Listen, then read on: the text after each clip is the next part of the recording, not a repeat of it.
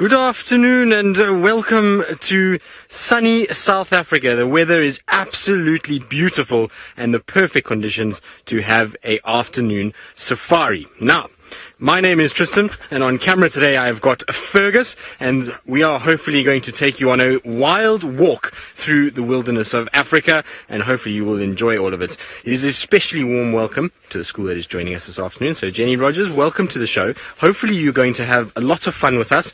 Remember that we are coming to you live in South Africa. So as you are sitting there, I am walking around in the bush, and that means that you can ask lots and lots of questions, and hopefully I'll be able to answer some of them for you. And so send your questions to your teacher, and then your teacher will send them to me, and I will address as many as I can. Now, it's not just me out here this afternoon. There is a number of us out here.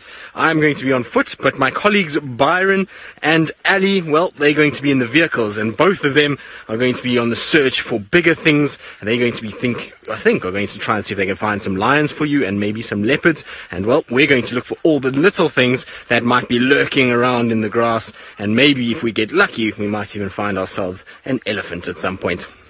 Now, while I try and walk and try and cover some distance and see what I can find for you guys, I'm going to send you across to Byron so that he can say good afternoon and tell you where he's heading and what he's hoping to find. Good afternoon, and look what we have just found for all of you, some warthogs. Now, there's some young ones on their knees busy feeding on the wonderful green grass shoots at the moment. Nice to see them. My name is Byron, and on camera with me is VM this afternoon. Like I said, what a lovely start, a family of warthogs. There's quite a few warthogs around. It looks like 2 adults and 4 youngsters, 4 piglets. And as I said, they're busy enjoying all the green grass at the moment. And the reason why they go down on their knees like that is basically just to allow them to feed a little bit easier. They can eat all the grass they want, and they don't have to bend their neck too far. So it's an easier way for them to feed. There, that little one was doing it again.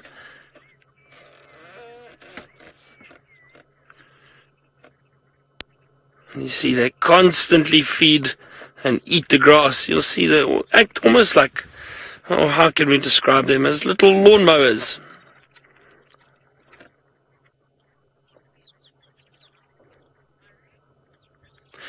Caleb, I'm not sure how old those little warthogs are. They look like they're probably a few months old, Caleb. Maybe, well, I wonder. I would say 6 months old, possibly. It's tough to say, Caleb. I'm not sure, but I think the little ones are about 6 months old, somewhere around there. And then the bigger ones, I don't know, a few years old. Isn't that nice? How lovely. What a lovely start. Now they'll continue on and move through the bush, and they'll go and look for some more food and possibly some water. It's very hot this afternoon. I'm not sure if Tristan told you, but it's about 85 degrees Fahrenheit or 29 degrees Celsius. So a really warm afternoon here today. Now, my plan is to try and find some leopards for you. So hopefully we're going to have some luck with leopards this afternoon. That would be wonderful. Area where there was 2 leopards seen this morning, and hopefully they are still around. So we'll try our best to find them for you. And don't forget, please ask your teacher to send your questions through. We love hearing from all of you. It's always a school drive, all the kids asking us questions. So let's see what we can find. Let's go across and see. Apparently he has some tracks he wants to show you. I do indeed, and so just now I was saying to you that maybe we'll get lucky and we'll try and see if we can find an elephant while we're walking around. And these here are for an elephant, and these are very, very fresh, nice good tracks to follow. So when we're out here, we always try and look for tracks that are fresh. And how we tell if a track is fresh is if you have a look at this track, it's nice and clean. You can actually see all the wrinkles that are under the elephant's foot that are very, very sharp edged. If I had to have this track in the morning, there's been a bit of a wind that would have blown, and if wind blows, then you see what happens?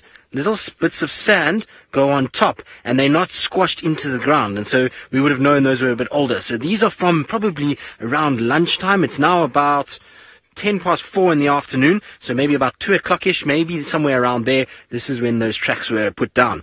Now, these tracks that we see are for a young male elephant. Now, you might be wondering how I can tell that. Well, I know because I actually saw this elephant moving around here earlier in the day. He was here about 10 o'clock. He was feeding a little bit further down, and he was walking in this direction, and then he probably spent most of the day feeding on this open area.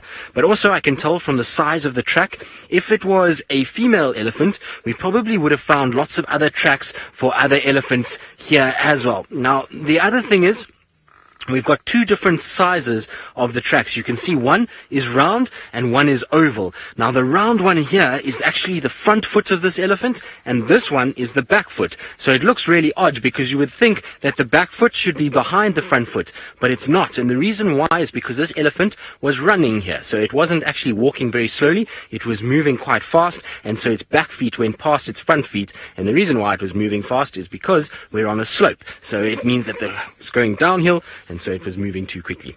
Good, we're going to follow these tracks. We're going to try and see if we can find you this elephant. And while we do that, let's send you back across to Ali and see what she's managed to find. Well, hello everyone, and very warm welcome to all of you from the elementary school. My name is Ali, and on camera with me today is Senzo, and we are very happy to have you everyone all on board with the Jenny Rogers Elementary today. Now, we did have a tortoise that was walking down the road, but it's gone and it's now hiding, so it's pretty much impossible to see it. So I'm hoping that maybe if we carry on down this road, we'll be able to find something else. Now, it's very hot here, so I'm going to carry on moving, but our big plan for the afternoon is we want to try and find lions. Now, the lions were sleeping in the morning where they left them, and I am hoping that they're still going to be there when we go there. Now, there's a very good chance that we'll get to see them because lions tend to sleep a lot during the day. Sometimes they will sleep the whole day.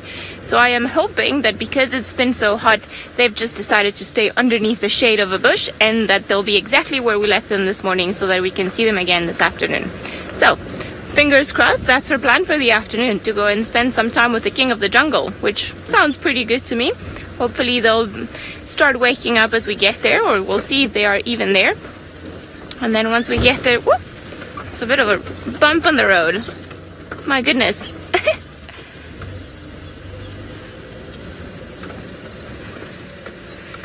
Mrs. Addison, warthogs can be dangerous indeed. They have very powerful tusks. Now, they've got the ones that you see like this on top of their mouth, and then they've got some on the bottom of their mouth. The ones at the bottom of their mouth, those are the dangerous ones. Now, when they feel threatened, they can come, and they can even come against humans and attack us, and that can cause serious injury because it's very, very sharp teeth that they can hurt you with. And if you're a lion or a leopard and you're trying to hunt a warthog, then it can be really dangerous. But other than that, unless you're trying to do something mean to the warthog, normally they're very nice creatures, and they just graze and they eat around the area, and they're not too bothered. So as long as they don't feel like you want to harm them, I don't think that you should be afraid, or you shouldn't be afraid of warthogs. They are quite pretty creatures. Tristan's managed to find a tiny animal, so let's go and have a look what it is.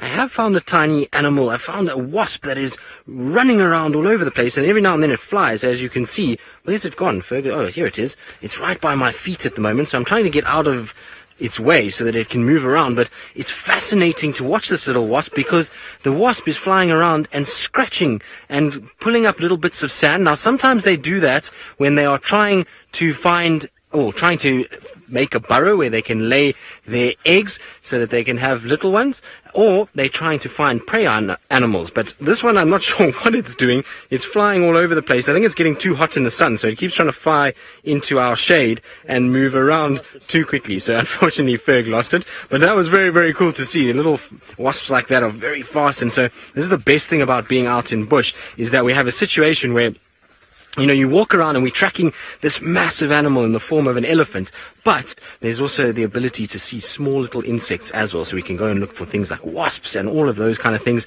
and pay attention to all the little things, because out here in nature, it's not just about the big elephant and the lion and the leopards. It's also about all the small things that we see out here as well. And so being out on foot is the best thing, because you can see all these little things moving and you can smell and you can hear. And so it makes it a lot more fun to be walking. Now, our elephant came this way, so we're going to still carry on trying to see if we can find this elephant. Unfortunately, our wasp kind of walked away from us a little bit and flew away a little bit. And so what I'm going to try and do is see if I can get back onto the tracks of the elephant and see if we can find it. Hopefully these elephants have gone to a little water hole that's not far from us. There's a little place where there's a nice small water point, and elephants in hot weather like we've got this afternoon like to drink. And so if we head towards there, maybe we're going to find these elephants having a nice afternoon drink and even maybe a little bit of a swim.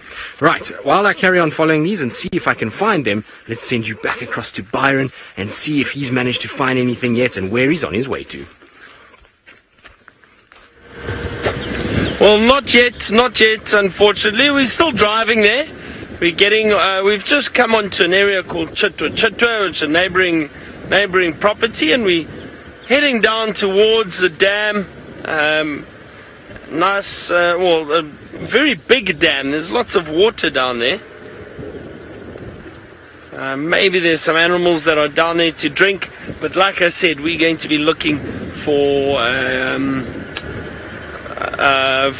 leopards.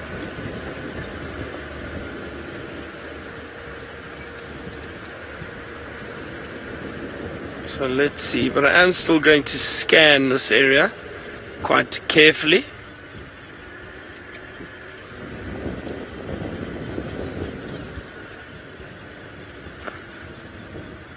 Now let me just position the vehicle over here. And you asked how or what time is it? So it is, for us, it is about 4:15 in the afternoon. So just after 4 o'clock in the afternoon. This is usually the time that we go on safari, afternoon, up, and then into the evening. Or the other time, obviously, early morning on our side, so 5:30 to about 8:30. So the early mornings and late afternoons is generally when most of the animals get active. Now that's that beautiful dam that I wanted to show all of you. I was hoping there'd be some animals coming down to drink. Oh, there's a beautiful waterbuck. That's an antelope species we have out here called a waterbuck.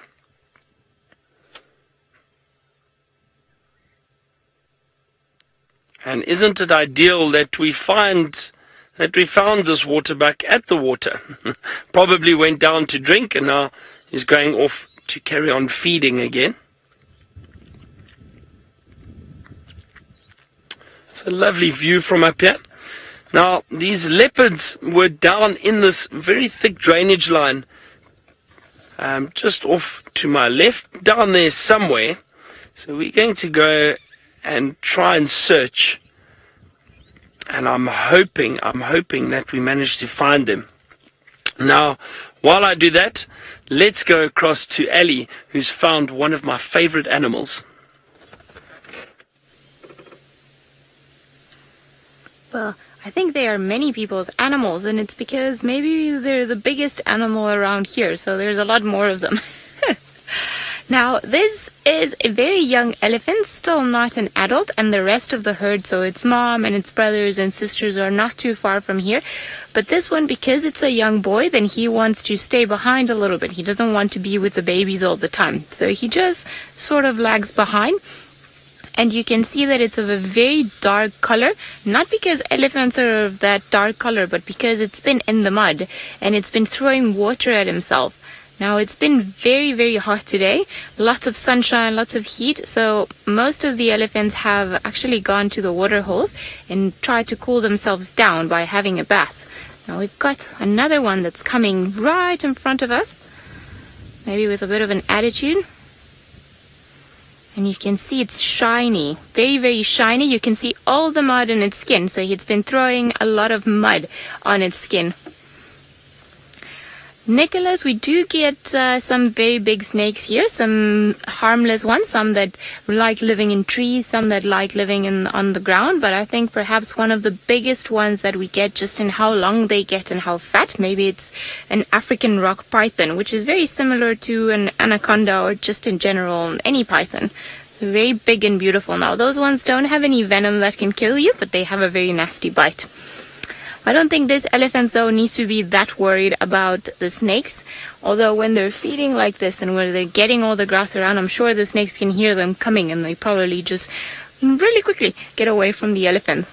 Because imagine an elephant grabbing the snake by mistake. I don't know who would get the biggest fright.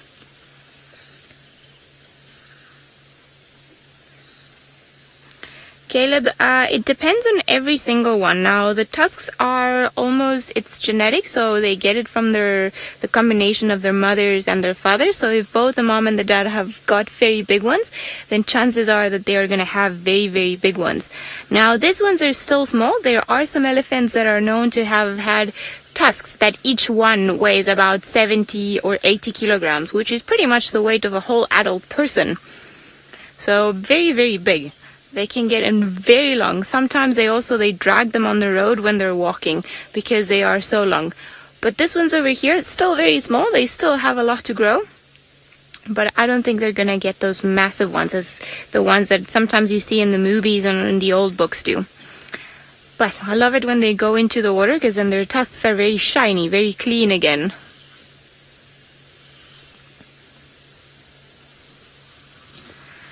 Anna, their tusks can be quite sharp at the edge, and a lot of the time they tend to sharpen one a little bit more than the other one, because just like us humans, they use either the right side or the left-hand side a bit more. So they either use their trunk more on the right side to break the branches of the trees or just to help them dig up roots more than the left side. So it's pretty much the same as what we write. Sometimes, or most people seem to prefer to write with their right hand, and some people write with their left hand. It's the same with the elephants. So the side that they use the most, that's the side that it's going to be worn down. And it's always funny when you look at them. I think maybe this one will be able to get a view when he comes out of the bushes.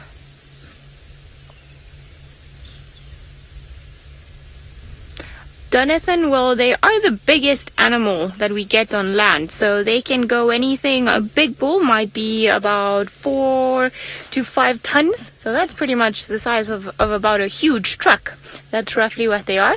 And the little ones, when they're born, they're already about 100 kilograms. So that's quite heavy. That's heavier than me at my current weight. So they are very, very big. Now, the females are a little bit smaller than the males. They don't get to be as big as they are, but still, they're about maybe 4.5 tons. The males maybe 5.5. Very big. You see how it's using the trunk there? It was smelling the leaves on the top, and then probably didn't like the taste, or he's tried the taste of those leaves before, and he was like, no thank you, and then went back down to try and get more of the grass.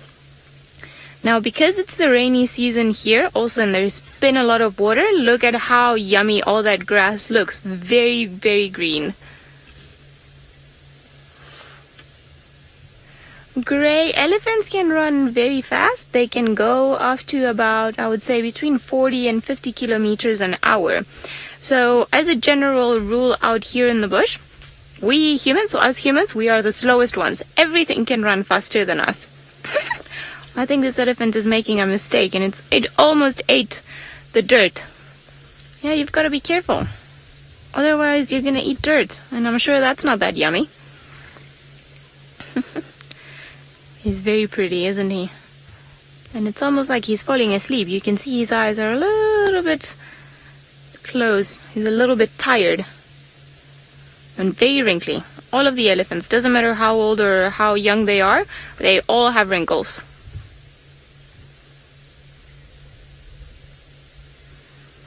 And elephants can live for a very long time. I think maybe about 60, 65 years. So that's quite a long time compared to a lot of the animals that we get out here in the bush. If you think about it, the lions, which are said to be, the king of the jungle and the strongest animals, they only live until they're about maybe 12 or 15. So elephants live a lot more than some of the other creatures that we have here. See, he's very close to us, and I think he wants to eat the grasses that are right here. Hey, I gave us a hate shake just to make sure that we don't try to do anything to him. It's almost like, okay, this is my personal space, you don't come any closer. And then he's carried on eating and feeding. Maybe he's going to cross the road for us. That would be quite nice. Oh, you can hear him eating and grabbing all, there we go.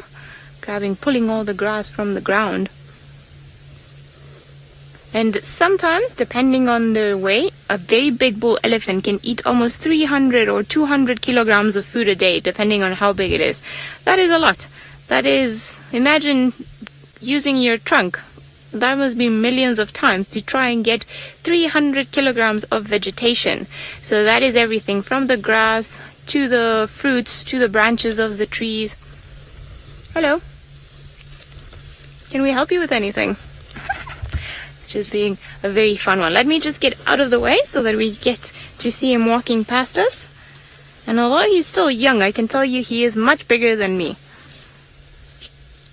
But there is a balance between us and the elephants, so the elephants would never allow us to approach them so closely if we were on foot. And because we are in the car, and as long as we stay in the car and don't come out, then they have learned to pretty much ignore us and let us just be around them. And we can see them sometimes when we go and we do the bushwalks, but normally we see them from far away and they probably don't even know that we're there. Whereas with the car, they seem to be a lot happier. They're a lot used to people being here, and it's pretty much because we don't interfere with them. We don't get in their way. We don't disturb them. So they've learned that we don't do anything. So that's why they let us see them like this.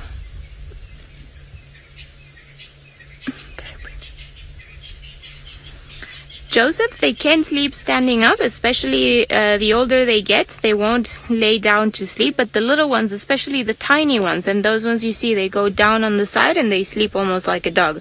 And when the little ones are sleeping, the herd tends to go around them just to protect them, and they put them in a circle almost, and the little ones are in the middle just to make sure that there is nothing that's going to come and harm them. And then the older they get, the less they sleep, just like normal, people. The little babies sleep a lot more than older adults. And as they grow older, then they tend to sleep more standing up than lying down. Because imagine, it's not really easy for them to move all the way up. Now, there's a tiny one at the back that Senzo can see. And there are a few more that have crossed the road from behind us. So what I'm going to try and do is just quickly turn the car on and just try angle ourselves so that we can have a look at the baby. And there we go. This is good, Senzo. Alright. Seems like while we were busy looking all the way in front of us, they were all crossing the road behind us. Now, they're very silent when they walk, and we don't always hear them, and I thought it was maybe the ones in front of us that were making all that racket, but clearly not. Clearly there are more. Now, this is a big family of elephants.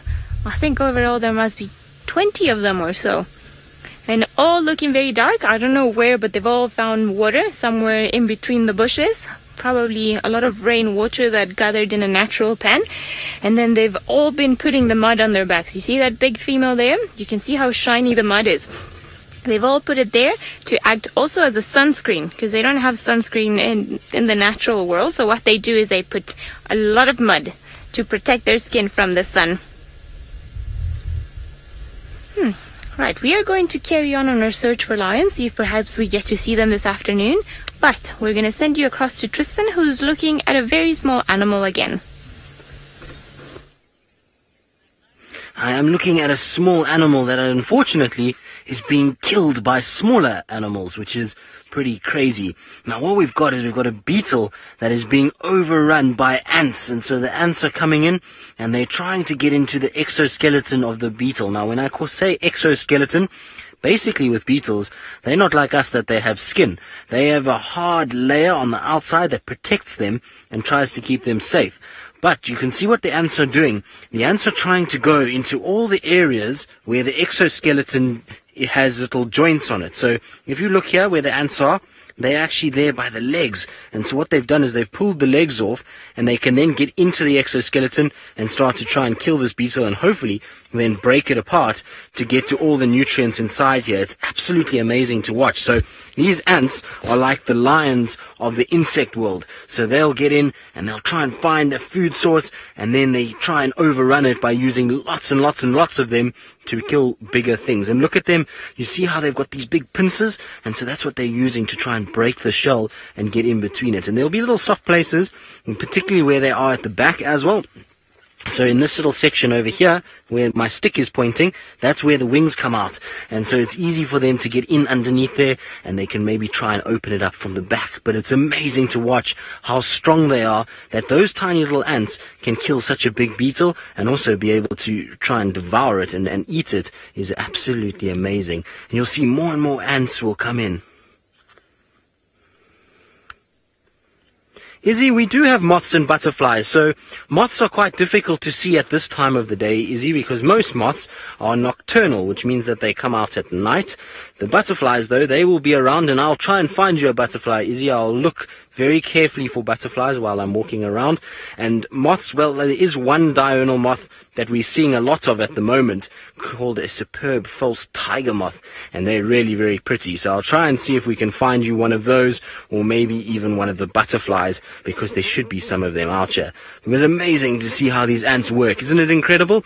Wildlife is absolutely amazing. I always think it's very cool to see how a small animal like an ant this big can take a big animal like that. It's like lions hunting an elephant. Can you imagine that? Really very, very cool. But we're going to leave our ants to carry on with their meal, because I think us standing there is disturbing them a little bit, and we don't want to disturb nature. We want to try and keep everything to be able to do what it wants to do without us being there. And so me standing there, the ants probably feel as though there maybe is a predator around, and they're trying to kind of move away a little bit. So we'll leave them to their meal and see if they can maybe kill that beetle and find a way to eat it and carry it off and out of these areas where they can get into maybe some of the grasses, where they can then stay out of the way of big predators like us. Good. We're going to carry on these elephant tracks, see if we can find this elephant. And while we do that, let's send you back across to Byron as he continues his leopard search. Well, now I'm trying really hard to find these leopards. No sign of them yet at all. Now it is very hot, so I don't know. These leopards could possibly be hiding in a thick area in a bush, trying to get out of the sun. But I wish I knew where they went, because I think they had a kill right around here somewhere, under this tree. They were actually feeding on some food, but it appears as if it's finished, and maybe a hyena stole part of the kill. Sometimes what the leopards do is they hoist the kill up into a tree to keep it out of reach of other predators.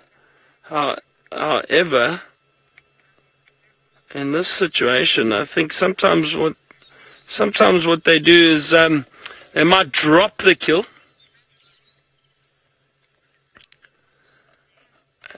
and then these other animals like hyena might come and steal them. Now, Madeline, you were asking if we might see monkeys today. Well, we do have monkeys here, monkeys and baboons. I'm not sure if we're going to see. I'll try my best to find for you. But yeah, well, we do definitely have them in this area, and sometimes they do come close to the water.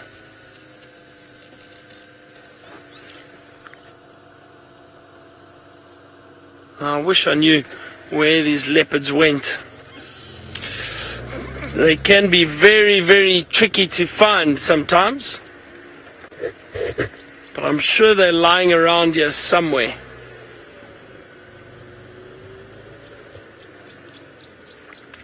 Now the trick is to try and find some fresh tracks, maybe which way they went. And it's very hot. So these leopards will be hiding, like I said, they'll be hiding in the shade, they'll be lying down, resting, and later when the temperature cools down, then they'll probably start moving around.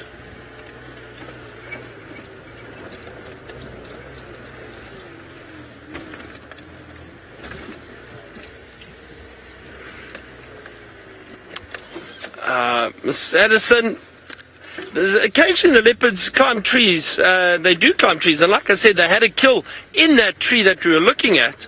So chances of them being in a tree are pretty good, especially on a hot day. They might lie up in a tree to get out of the heat. So I just want to check all these little paths just to see if perhaps there aren't any fresh signs of the leopards walking away from this area. But it would be wonderful to find a leopard up in the tree.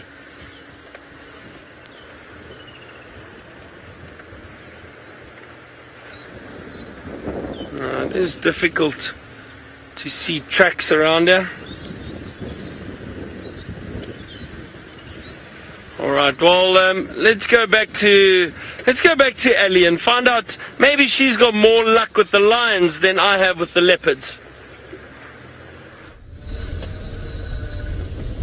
Well, so far no luck. So the lions moved from where they were this morning, so we're just going around trying to find them. See if maybe they've moved around here, because I saw an elephant that wasn't too happy a little bit earlier on, so I suspect the lions are not too far away. Likely their smell is still lingering somewhere here, and this is what the elephants can smell. But so far no luck. We haven't been able to see where they are. We could see where they had been lying down because the grass was all squished, but we can't see any real lions for now. But we're going to carry on looking for them. Maybe we'll get lucky. Nothing here.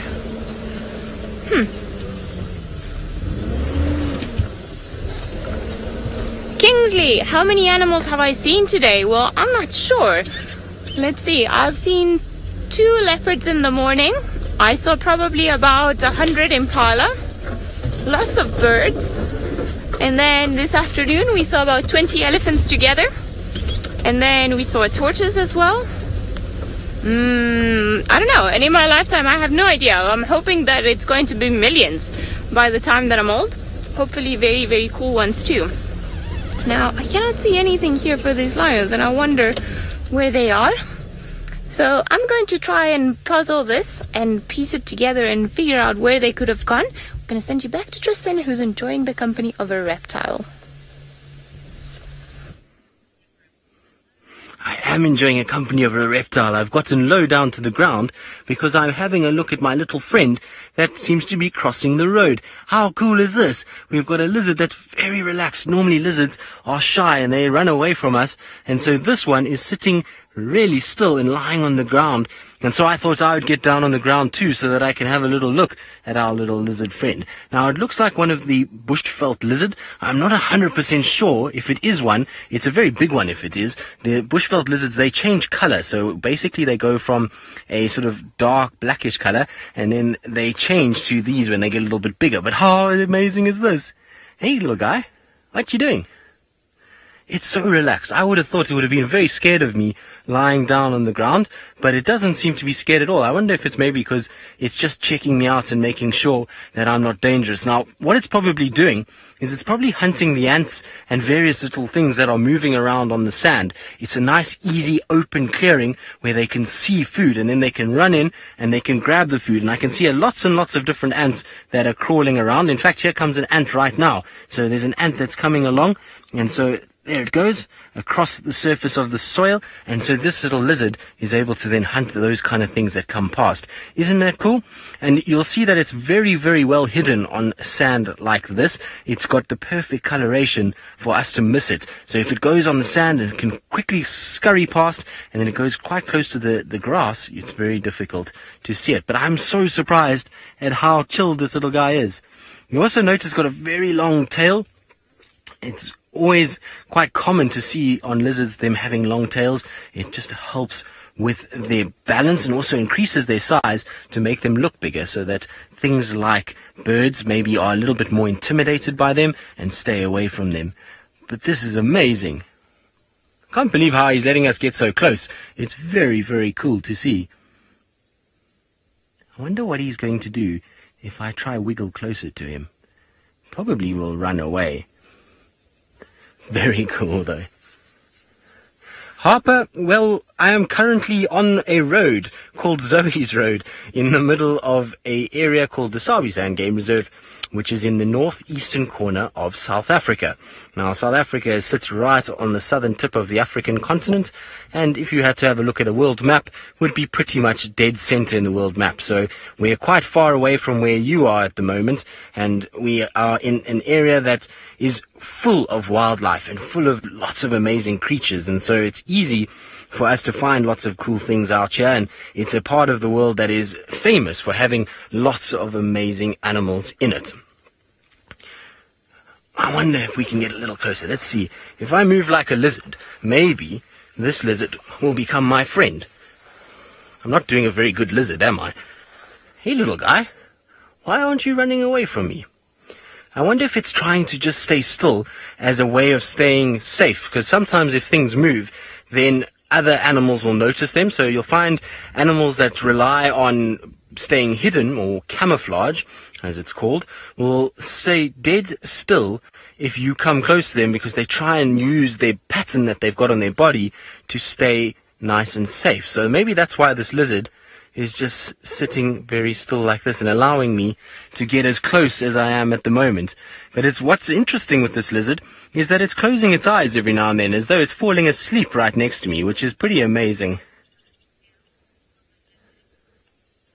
George, well, it depends on the lizard that we're talking about. This little lizard here, while its scales are quite tough and it will help protect its body a little bit, for the size of the lizard, unfortunately, if I had to grab it, I would probably be able to do a lot of damage to it, because my hands will be much stronger than the lizard's scales.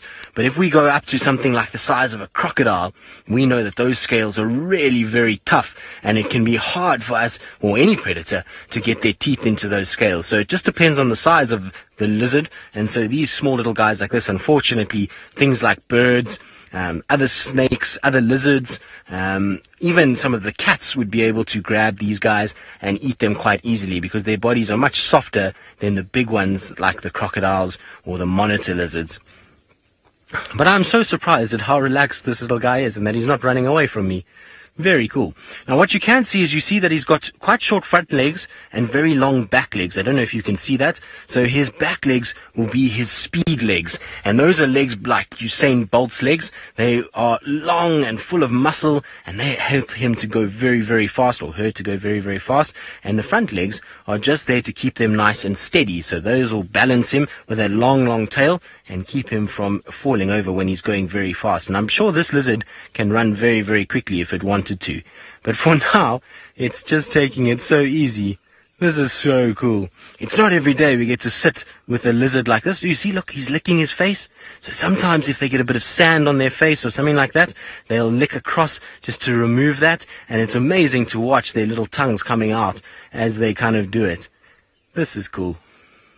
Like I said, it's not always about the big animals out here. Sometimes it's really nice just to sit and watch some of the smaller guys as well. He really is falling asleep though. Every now and then the eyes are just closing a little bit, and it seems as though he's so relaxed with us. Right, well, we're going to probably leave this little lizard by itself, because this is the coolest little thing and I don't want it to get hurt or to get scared of us. And so while I do that, let's send you back across to Byron, who's still tracking that leopard, and hopefully he'll have some luck soon.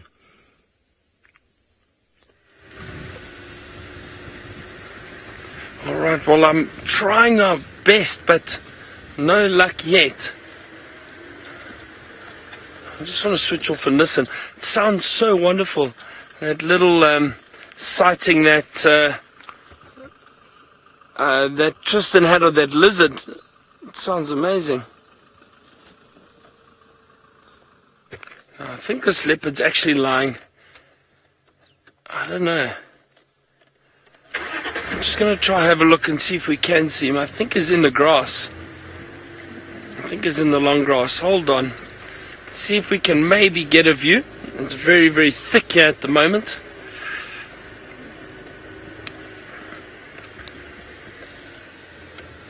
Let's just have a look. Hold on.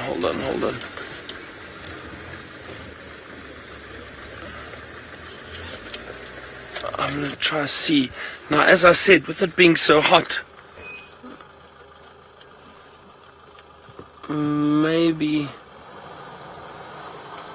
I can't see anything in here at all. It's very, very thick. We'll try have a look.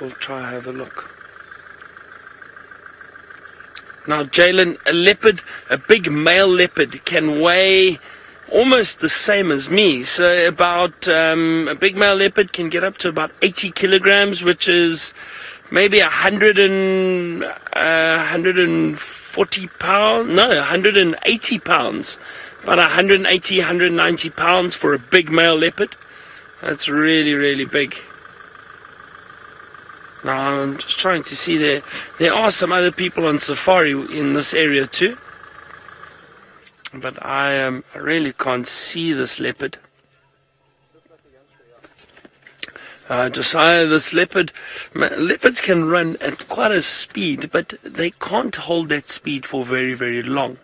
So usually if they do run, it might be a short distance, and they can cover quite a few meters per second. So, for example, if you think of the fastest sprinter in the world, Usain Bolt, he runs 100 meters in about 9 point something seconds. Call it 9.8 seconds. Now, a leopard can probably run, if it had to, at full speed, run 100 meters, maybe at about 5 seconds. So think of how fast that is, and probably 5 seconds. It's amazing. But that would be if it kept that speed up, just to put things into perspective of how quick they are. I'm going to see if we can get a better view of this leopard. But while I do that, let's go across to Ali and see if she's had luck with those lions.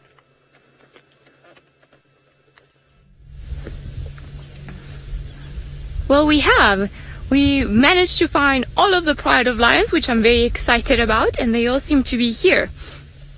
Now, I think there's even a little one. There we go. You see the tiny one trying to grab somebody else. Now, there are a few branches in our way, and we can't really go and move them because I don't think the lions would like that much. So we're going to wait here for them, see if maybe they're going to start moving and show us how big they really are. But I think that at some point today, either the elephants chased them and they had to move and leave the area where they were in, or perhaps they got interested in something that they wanted to go and hunt, and then they started following it and then moved into this spot. And I must say, they've chosen very well, because there's a nice cool breeze coming here. It's not as hot. So, lions, you were very smart today, I must say. You've chosen a good spot. It's very nice all the way over here. I wouldn't really complain. Now, it seems like the majority of them are here, but there's another one that's actually lying on the road. Oh, there it comes. I think she's decided to come back to the rest of the pride. She's here on the right hand side. There you go. See the beautiful lioness. Very big. I think there are a lot of thorns in there where she's walking, and that's why she's walking that particular way. You see, she's almost being very careful as to where she puts her feet. And now, are you going to go and step on she might lie down on top of all of the lions and just start a big pile of lions. Her tail's in somebody else's face. Alright, yep. Seems like the best place to be is right in the middle and on top of everybody else. She pretty much just pushed everyone out of the way. Oh, yawning. Very tired. I think there might be a better spot for us to park the car. So I'm going to try and move us a little bit, because if there are no stumps that will give me a flat tire, I think we can actually park in just a little bit further there from where we are, and then we'll get a nice view of them. Alex, how strong the lions are, you ask? Well, they are very strong. They are probably the strongest, or one of the strongest predators that we have in this area. wouldn't even know under what exactly to measure them, because they've got a very powerful bite, a lot of strength, and it's definitely one of the most beautiful creatures that we've got out here. Now, they are strong enough to be able to hunt bigger creatures, like for example buffalo, and in some areas they even hunt elephants and giraffe, that are the tallest animals as well. So, oh, there we go, giving the little one a bath, but I don't think it was too happy. And you see, that's the typical, it's almost like the lion's version of hugging, when they go and start licking each other like that. So they do it for two reasons. One of them is to be clean and get rid of ticks and dirt and pretty much anything that might be in there. And the other reason is just to make sure that all the family bonds are good. So it's, I don't know if you've ever seen, sometimes if you go to a family gathering, all the girls are sitting together talking and doing things. Well, it's pretty much the same as this. Now we're going to have another lion that's going to join the rest of the pride, and it's going to be walking very close to our car. There we go. Hello. Nice to see you too. Sorry, there's a log in your way, isn't there? Or perhaps you just want to listen out for anything else that might be there. Very beautiful.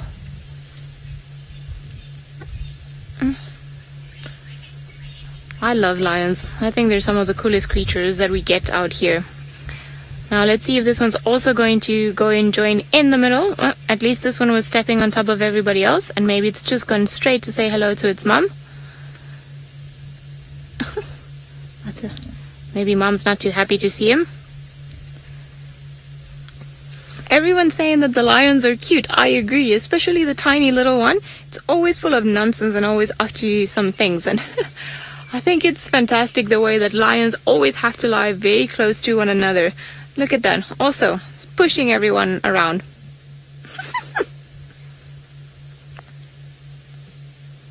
So cute. Right, well, I think this is all of it for us for today, but I want to thank you all for joining us on this afternoon drive. I hope you enjoyed it as much as we did, and then we'll see you guys up to the next time.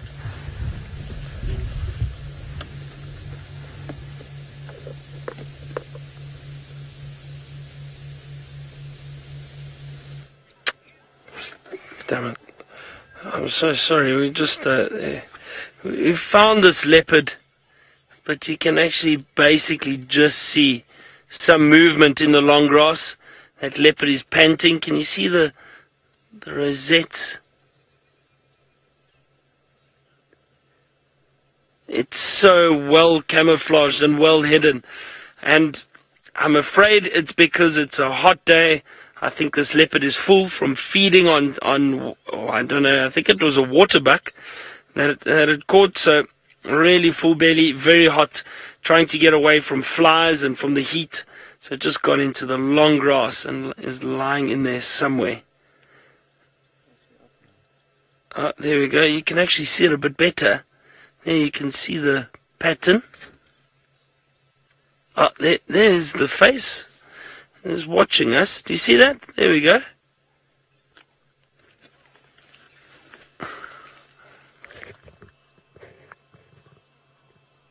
Sure, I am struggling to see it. Oh, maybe it moves for us. Oh, there we go. Oh, wonderful. Wonderful. Look at this. Now this is a great surprise. Decided to come out for us. Isn't that perfect timing? Look at this. This is a big old male leopard.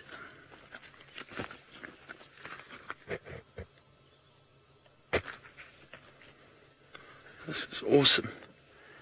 Well, he clearly likes all of you and wanted to show himself. He's going to walk in front of us.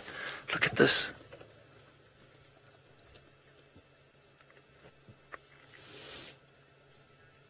Oh, that is a wonderful surprise. I'm hoping he decides to lie, out in the open, in the shade perhaps.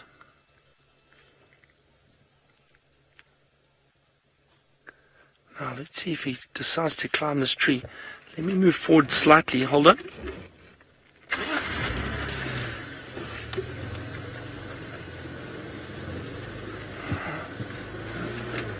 Let's see. I don't know if he's going to climb the tree. I don't see why he would. I don't see any remains of the kill in the tree. He's possibly just having a look around.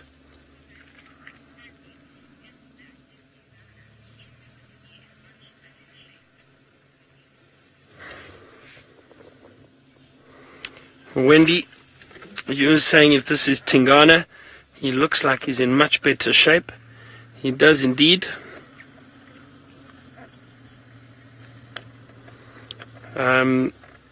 Yeah, you see, Wendy, I don't know. To be honest, I didn't see Tingana when they said he was in bad shape. So I'm not sure. But he's fed on quite a bit, and his belly looks full. But you can see his back is quite slender, not that full, round look of a healthy leopard.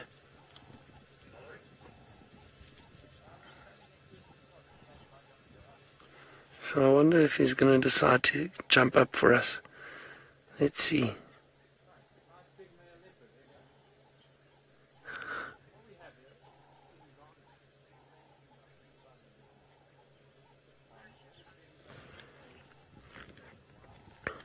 And Faith is just curious now. Is the school drive finished? I think they have. I think they just missed the leopard. Oh no, I think they just missed the leopard. That's such a pity. We looked high and low for this male. He was hiding. I mean, it was actually impossible to spot him. Unfortunately for us, watch. He seems to be smelling. Now, I don't know what happened here. There was... Like I said, I don't know what happened here. There were two... Watch. Oh, there we go. Let's see if he climbs up further. Hold on, let's just wait. I'm just going to wait. He's going to go. Here we go. Oh, wonderful. If I was him, I'd also stay up there. Nice cool breeze.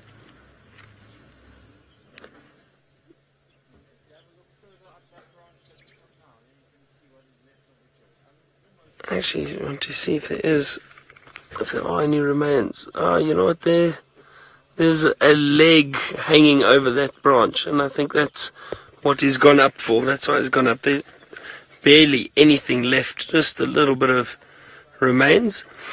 So I was going to say what I think possibly happened is I wonder if that young male leopard Tumba that was in this sighting before, or in this area, maybe he got up and took some of the kill and fed on a little bit.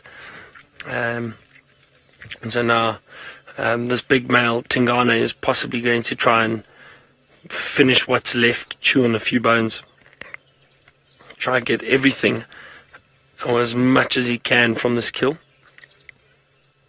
Look at that balance.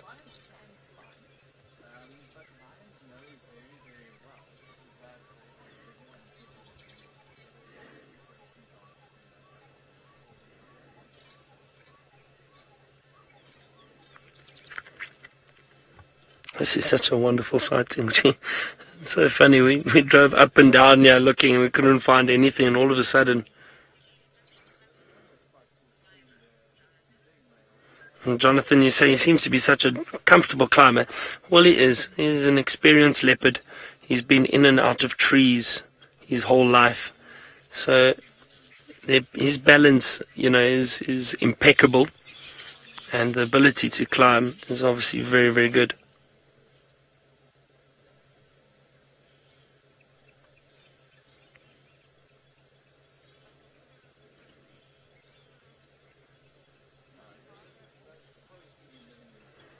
At least it's a nice shady spot. There we go. He's got a little bit of those legs that are left.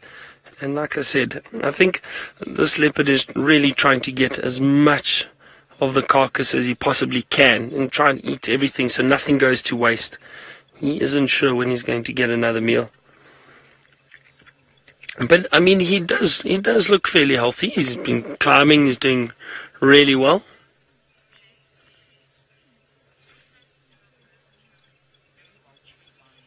LJK, now I'm not sure. This kill has been here for many days. So I don't know who killed the waterbuck, if it was that young male leopard Tamba, or if it was in fact Tingana. I'm not sure. Now I know Tingana has been hanging around this dam for quite a few days.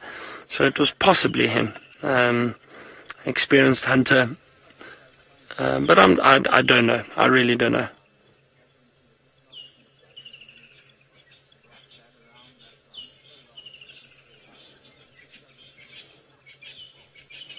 So he's trying to get... There's really not much left there. But he'll try his best to get everything that's left. And luckily for him, there's water close by. I think what will happen is later this afternoon, I'm assuming that he will then move and go and drink. When it's a little bit cooler, it's actually starting to cool down a little bit already.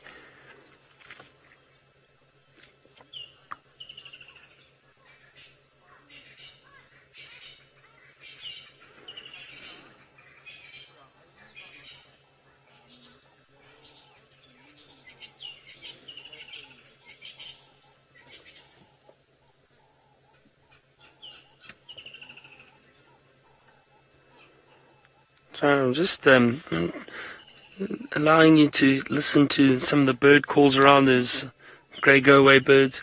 Maybe we hear some of the crunching of the bones. It's actually a very peaceful sighting, this, and such a privilege to spend time with an old leopard like this.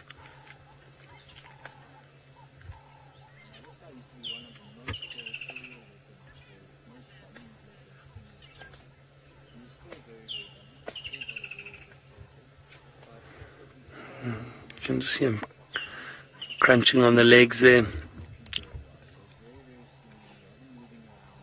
So I know he was up the tree the whole of this morning with Ali. I think she spent a lot of time with him. And then he probably, as it started to heat up, decided to go and lie in the long grass.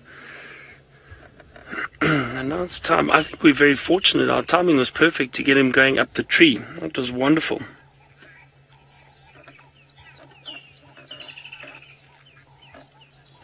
Alright, I think let's, why don't we go across to Tristan, who's still walking about, find out how the walk is going this afternoon for him.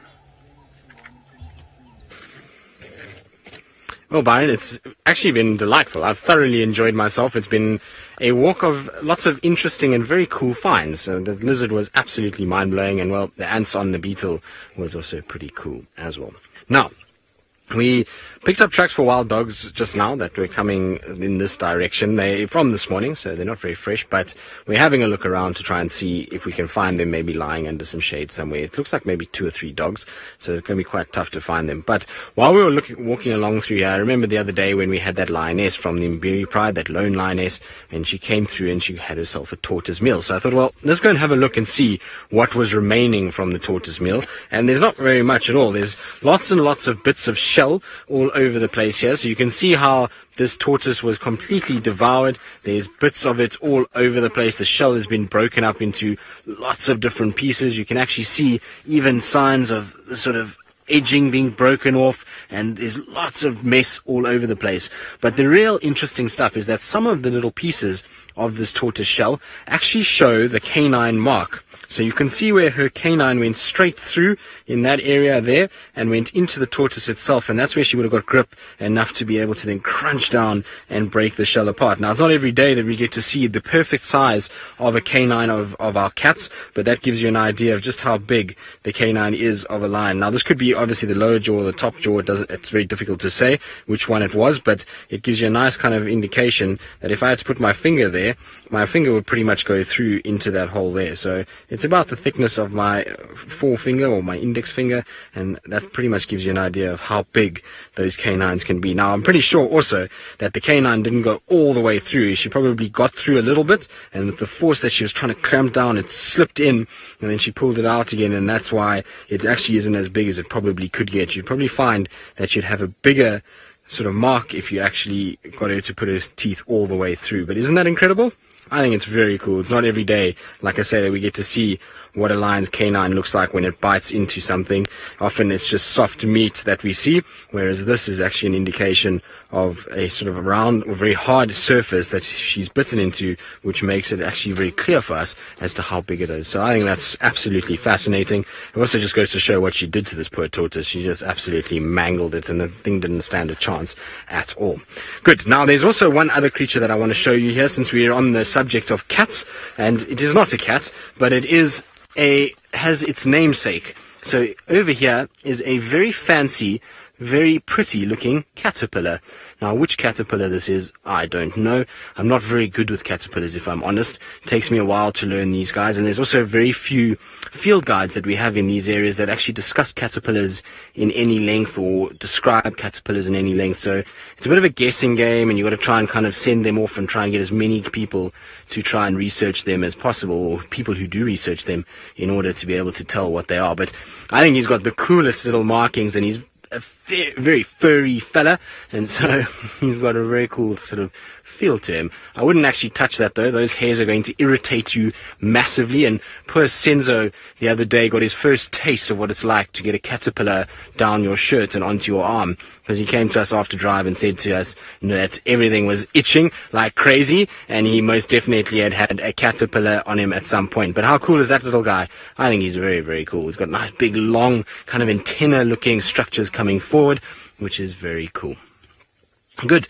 Right, we're going to send you from this furry caterpillar to a different furry cat, but much larger, and ones that possess teeth like the ones that did the damage here.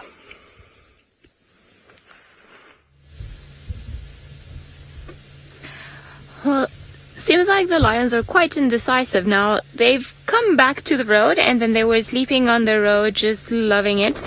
And all of a sudden, I'm not too sure what happened, and they all moved back into the shade, further into the bush. And then I think I've just seen some of them moving and choosing another spot, so they seem to be a little bit restless to me. There were some kudu around the area, and apparently reports from the last vehicle that was there with them this morning is that the kudu were headed their way. So I wonder if perhaps the kudu didn't even bump into them, causing them to get up and start moving. Perhaps the elephants, and I'm pretty sure they found some elephants, because we did see one that was looking a little bit antsy, running around, tail spread out, because, well, who would want to fall prey to those giant paws? I definitely wouldn't want to.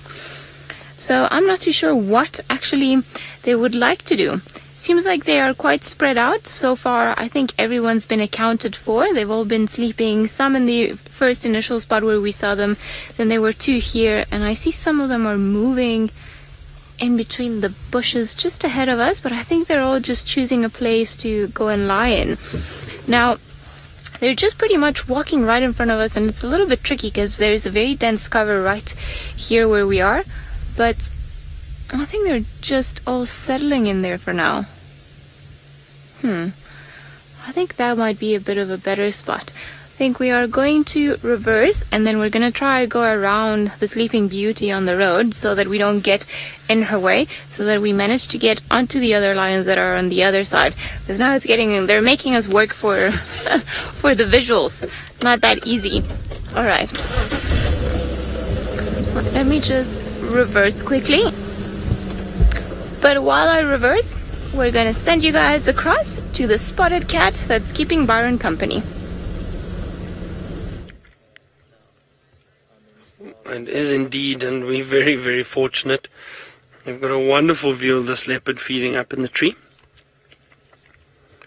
And I think we're lucky. I think this might be, well, I'm almost certain that this is the last time this leopard will climb this tree for this kill, because it's just about finished. He's already dropped a few pieces, but there's a little bit left that he's feeding on.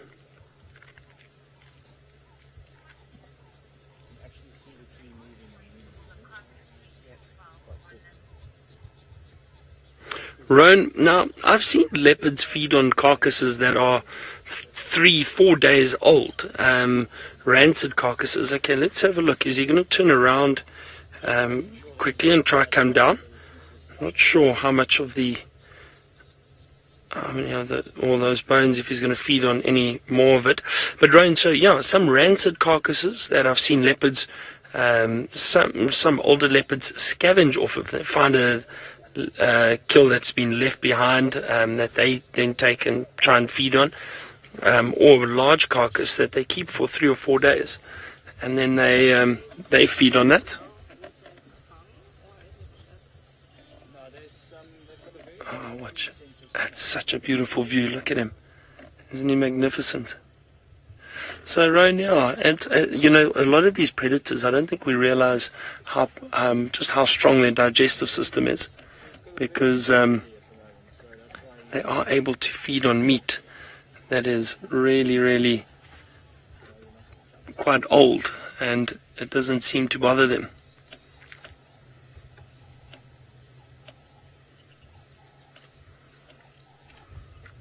Here he comes. I think your timing's perfect. Let's see how he gets down. Amazing. He's still got so much power.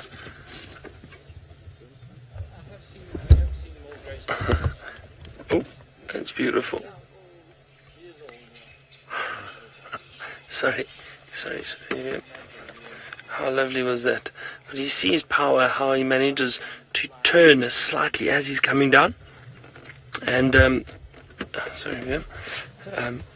and the ability to hold on with those claws.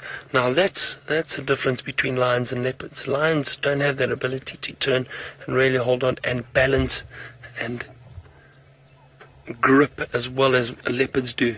But you saw how powerful his claws are, and even for an old leopard,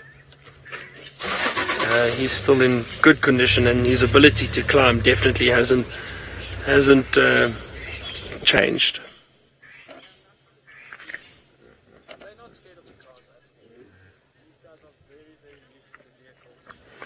Matt, I'm not sure if Tumba's is still nearby. I've been looking around. You know what? There's a good possibility he's lying in the bush somewhere, but I'm not too sure. I haven't seen him yet, but it has been really hot, so perhaps he is hiding somewhere here, just like Tingana was. See, now I think he's managed to find that little piece of leg that dropped.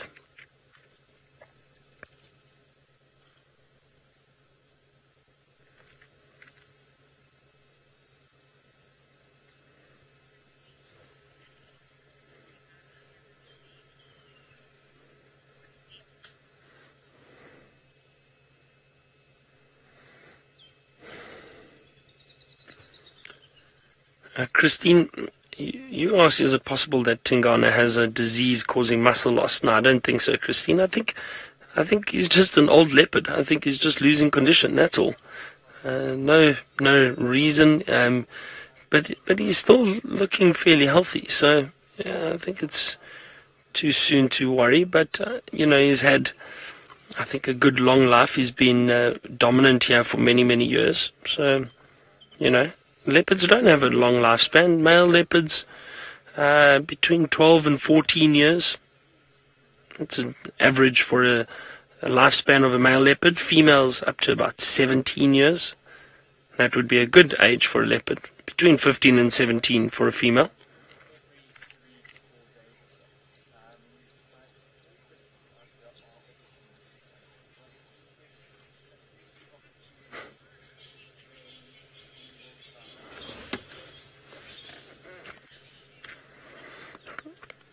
Ilana, aged 14. Hello, Ilana. You asked, are there any subspecies of leopards? Well, not necessarily subspecies, Ilana, but a lot of different species of leopards. Now, in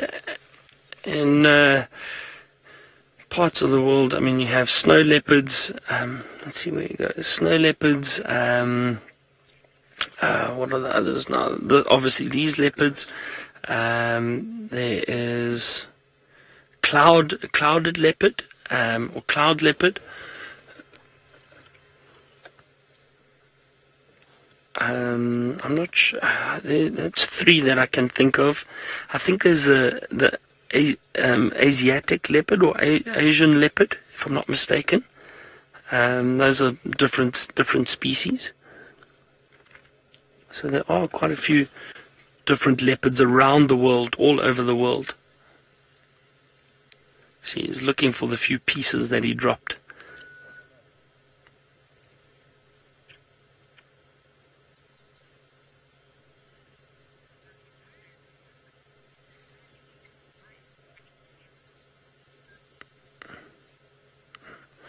I think he's just feeding on bits and pieces there. We'll spend some more time with him and see what he does. I think let's go across to Ali, who fortunately managed to find those lions, and it sounds like they're moving now.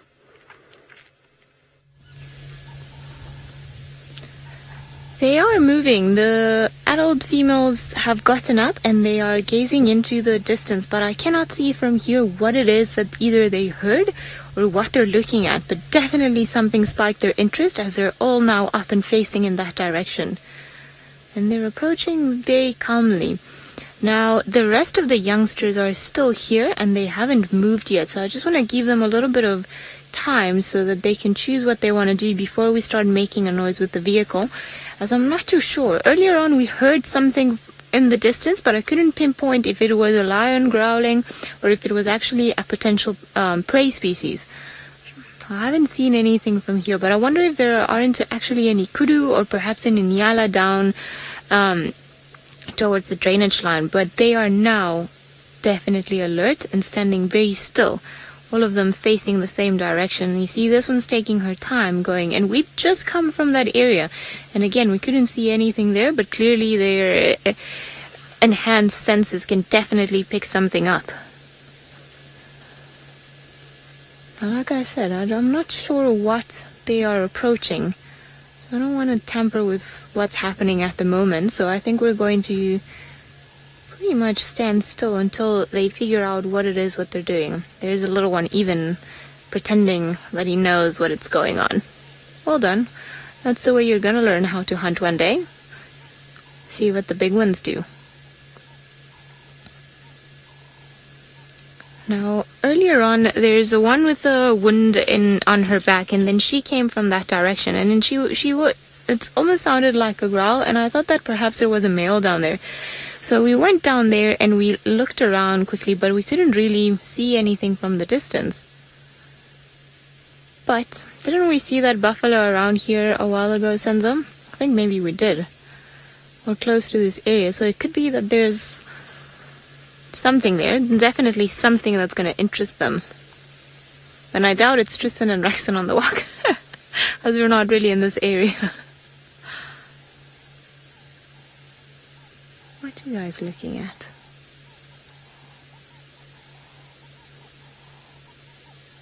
Yeah, you see she's raising her head now. She can even catch the scent of whatever it is that they picked up. So they're analyzing what it is, smelling. Seems like some of them are even stretching. It's amazing how they've gone from half asleep to standing up, looking around, becoming alert and steady.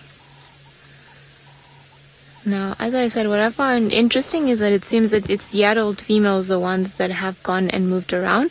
The rest of the youngsters are still somewhat all scattered around, and I think probably the little one is the one with the least idea of what's actually going on, because it's the only one that's still moving around when everyone's still standing still.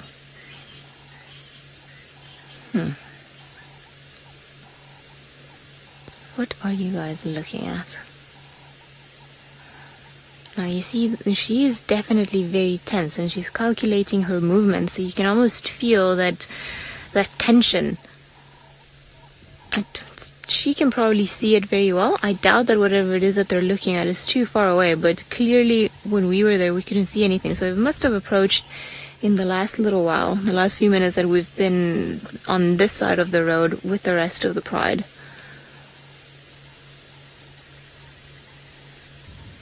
No. No idea. Can you see anything, Senzo? Not yet.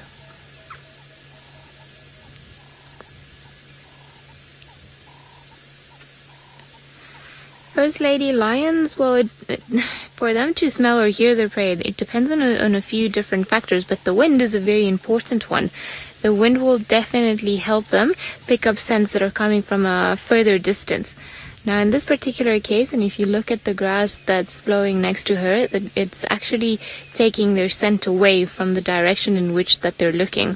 So they learn to hunt using a lot of things in their favor, the sun, the wind being some of them, or the most important ones that they use. And they, if the wind is blowing in a favorable condition for them, they can pick up a prey from a certain distance. I would say probably sometimes a few kilometers or so. Probably can hear more than what they can smell at a certain distance. I would probably say that if a lion roars in the night, and particularly if it's a cold night where sound travels a lot more, that perhaps you'll be able to hear it 10, 20 kilometers away. And if that's for us humans, I reckon they can hear it for even further. Now, there's another lioness that's gone around, and she's just left the guys here, and I just saw her walking down the road all the way, and I've lost track of her now. I'm not too sure where she's gone off to. So I wonder if perhaps she's not gone around to try and push whatever it is that they're after in this particular direction. Alright? She's hiding. She's definitely hiding. She doesn't want whatever it is that they're looking at to see her. She's coming back this way, but the rest of the lions are going down the other way. Now you see all the youngsters are here. The youngsters are not participating, they're watching. All of them. And it's amazing. There was no sound whatsoever that came from any of them. I reckon perhaps they were just looking at body language, and then they knew to stay put. It's always fascinating as to just how they know. Now she's also gone around, the lioness that we were looking at, and she's definitely moved. And I think she might also try and join the other female that's also gone around to try and push whatever it is that they can see in the specific direction. Now, lions, because there's a bit of a debate as to if they've evolved to be sociable animals to be able to hunt bigger prey, or if because they hunt bigger prey, then they've evolved to be sociable animals. It's really a bit of a tricky one. But what is fascinating about the way that they hunt is just there's been no spoken words or languages or noises that they've made. Two of them have gone around, and they're pretty much trying to then push whatever it is, and I reckon they're going to try and push it in here or in this direction, as there are two more females that are just behind some bushes hiding. So I've seen them hunting that way often, when they'll just try and go around, and if they cannot catch whatever it is, then there's a bit of a difference between lions and leopards. Lions will try to chase that last little second their prey, or if they can, they'll run it down. Now, I can still see the tawny colors in between the branches of the trees over there. But as I said, I'm too scared to move because we might give anyone's position away. And right now, we just want to be spectators as to whatever it is that's going on.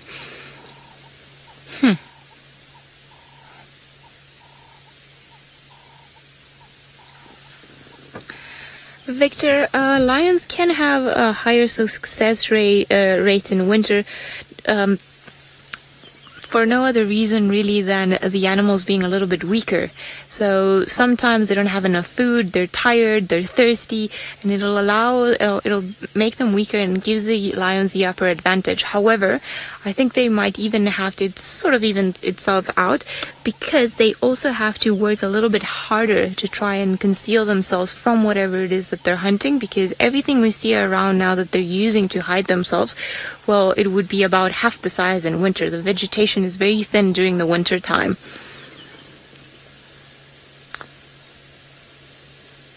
So the two lionesses that were in the middle, they've gone all the way down.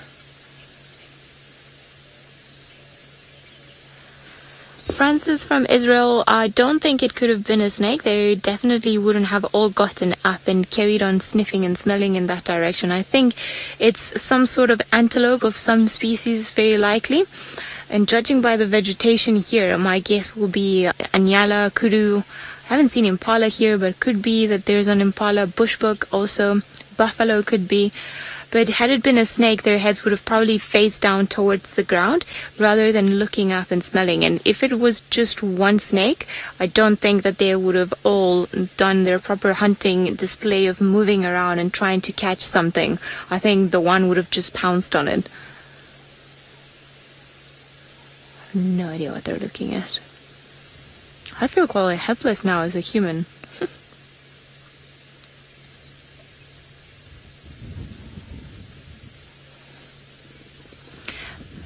predator, 6 years old, and you wonder where the big male lion is. Well, we're not too sure, but we're pretty sure that it's not with the rest of the pride and with the rest of the females. Now, male lions pretty much do whatever they want, and sometimes they're together with their brothers, sometimes they split up, and they're not always together in a group like the females and like the girls do.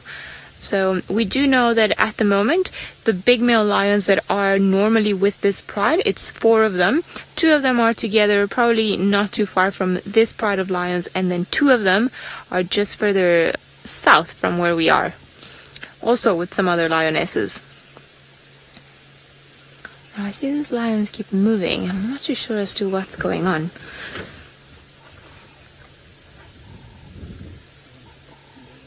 Yeah, I see one's gone down to almost like the bottom part of the drainage where we were initially parked, and you can see her all the way down there, just really not picking anything much other than the difference in color. That's really the only reason why we know. Okay, well, at least now we can see ears. Thank goodness for those super zooms. Cannot even speak now. Now, she's definitely seen something, and you see she's moving very slowly. It's not like they're running, they're not pouncing. Everyone's quiet around here.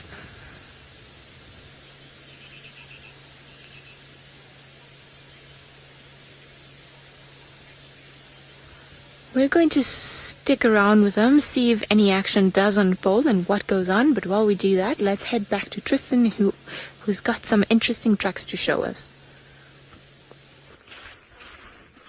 Well, I don't have the tracks to show you right now because we're trying to get onto these tracks and move as fast as we can, and we just temporarily lost them. But basically, we came along onto Philemon's cut line as we were going through the bush, and we came out and there were very fresh tracks for a leopard on top of some of the elephant tracks that were around, and the elephant we actually saw in the distance. So it looks like a track for a young male, maybe Hukumuri, and it's definitely very good tracks, and so hopefully he's somewhere close by. Treehouse Dam is right here, so we want to head towards Treehouse Dam and just check it if he's not at the waterhole, maybe he's sitting there, or if it could be maybe one of our other leopards. I have a feeling though it is Hukumuri.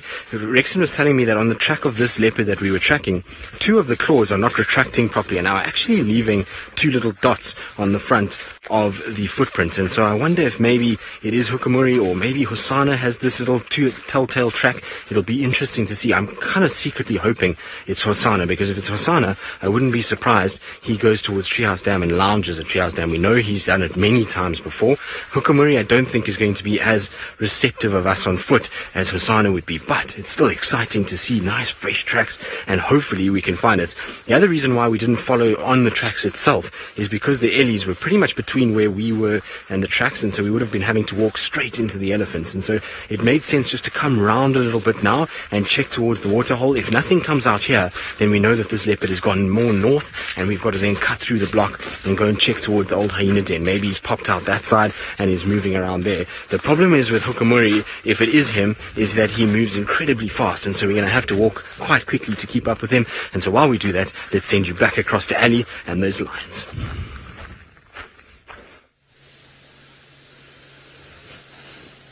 Right, well, now we definitely cannot see any of the adult females. We heard some Franklin's alarm calling, but in the distance, so we're still not sure as to what's going on. All the youngsters, sub-adults, and the cub have stayed behind, and they're staying pretty much put, and they know not to get involved in the process that's currently going. Because sometimes, especially as they start participating in the hunts, when they're a little bit older, perhaps a year and a half old, then often they spoil the hunts because they're a little bit too eager, and either they give their position away or they miscalculate. And it's quite funny, the females, when that happens, have a very grumpy faces and like, learn, you should learn. But these ones are still a little bit too young to be able to participate. Although, make no mistake, they're still quite powerful. Oh, it's gone super silent all around us. I still don't see what it is that we're looking. Right, we are going to stay put, find out what it is that is going on here and what they're looking at, but we'll send you across to Byron, who I believe its leopards have already eaten breakfast, or lunch, or dinner. That's right, Ali. Still sitting with Tingana. Now, the reason I am staying with this leopard is because it is so special to spend time with this male leopard, and he's been moving around a little bit for us. He really has surprised me, actually, because I thought with it being so warm today that he's possibly just going to stay in that long grass. But he climbed the tree, he climbed down, he finished what was left of it, killed. There's absolutely nothing left now. He's come and he's lay in a bit of a seep line. I think that's the best way I can. Not a seep line, a little drainage line almost, I suppose you could call it, that leads to the dam behind us. We're right on the edge of Chitwa camp. So, and I think if there were any guests in, I think this is room 11, if I remember correctly. If there were guests in room 11, they would have an amazing view of this leopard. Isn't that that's just wonderful. That's when you know you are really in the bush.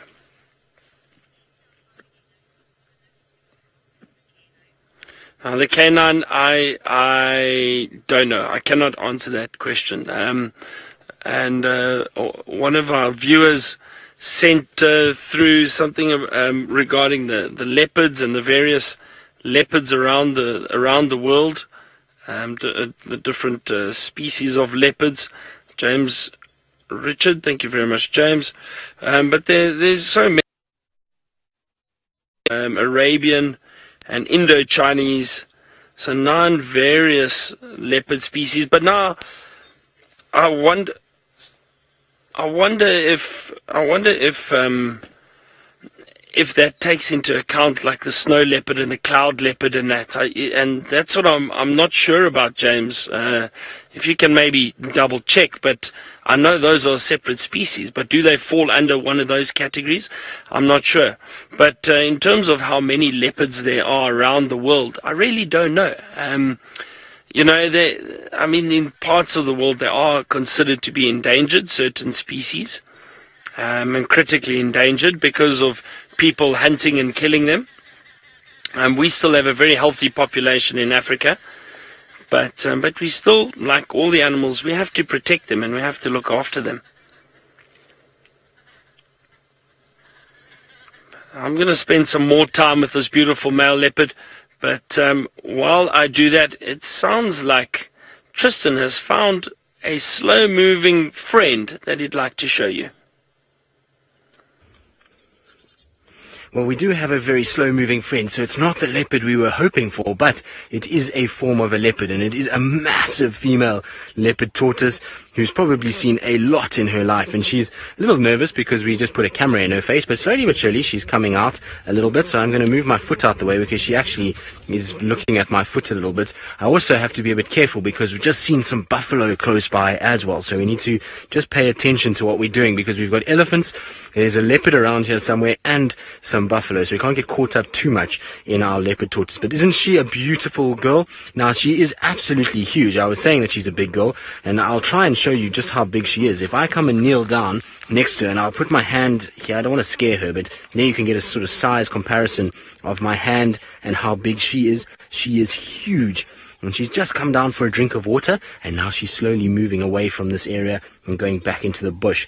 But she's been attacked by something before, so if you have a look over here on her shell, you see there's a little indent there of something that tried to bite her, and then again at the back over here she has another little marking where something else has tried to bite her. So maybe some naughty lions that tried to get hold of her. It's about the right width apart for something like that try to grab her, but because she's so much bigger than the tortoise that other lioness grabbed, she's able to actually survive and move off. But I'm going to let her go because I need to get myself into a better spot than where we are currently, because if those buffalo come down to drink, I'm right out in the open and we have absolutely nowhere to go. So we're going to just try and head this way. Rex is over there. He can see the buffalo at the moment, and so we're going to try and head towards where Rexon is. Before I do that though, what is this? I don't actually know what this is. It looks like, is it just part of the plant, Fergus?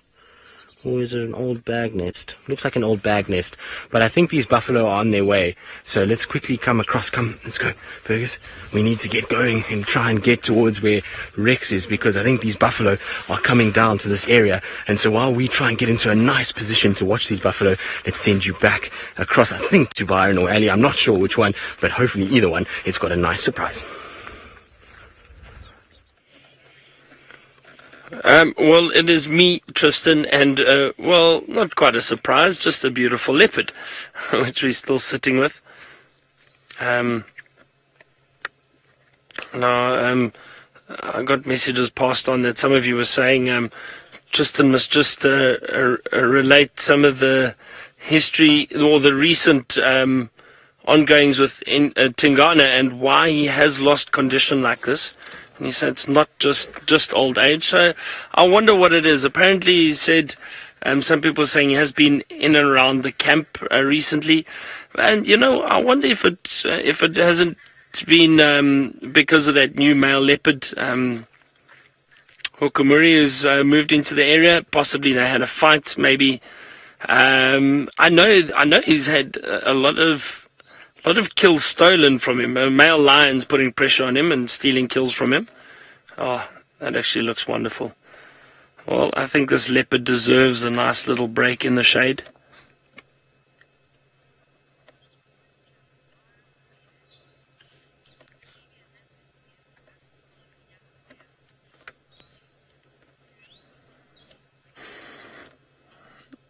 Our beard, I've seen this before with old leopards that get pushed out of their territories. They do become somewhat nomadic again. So they are cautious. They don't want to bump into dominant male leopards. They don't want to get into fights. So exactly that. They kind of move around as undetected as possible. They don't mark territory anymore, but they'll obviously still leave a bit of scent around. There we go, there's a beautiful arrow-marked babbler. That's actually a lovely view of one. Wow. Beautiful light. They were calling quite a lot as this leopard moved slightly.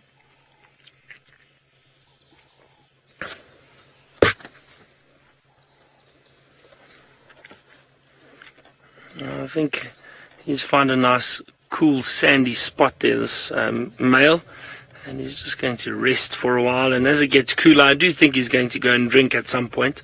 I'm surprised he didn't go and drink already, but possibly drank a little bit earlier, and that's why when we found him, he was resting in that thick bush.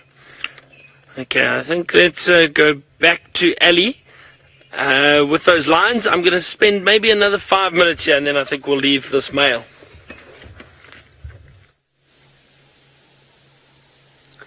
Well, I know this is not the best view, but we are pretty much parked inside of a tree. Now, the lions ended up chasing something, but it was a very anticlimactic chase. All we could hear was something dashing through the bushes, and then that was pretty much it. So whatever it is that they were after, we didn't even get a glimpse. I have a strong feeling that it was a kudu, just because of the way it sounded when it was going through the bushes. It sounded like something more on the bigger side of things. And now they've all come down to the drainage line, and they've had a drink in a little puddle that's there, the cub being the last one to arrive. And now they've gotten up and they've carried on moving onto the other side. Now it's going to be very difficult for me to try and follow them from here onto the other side. So I'm going to actually have to go around, all the way around the road, to try and get back down to them. Because, as I mentioned earlier, I've tried before. It doesn't bode well for us. So I think while they're still lagging behind, and it almost seems like they're going in a general direction where they might end up at the road again, we're going to take this opportunity and then we're going to go around, and hopefully we'll be able to keep up with them, as they obviously seem to be out and about and on the move. So it's always wonderful when lions are doing things. Alright, big stump there. Okay. Now, I have an idea as to where they might pop out, but it's going to take us a little while until we get there. So hopefully we'll be able to get there, and maybe we'll see what it is that they were chasing.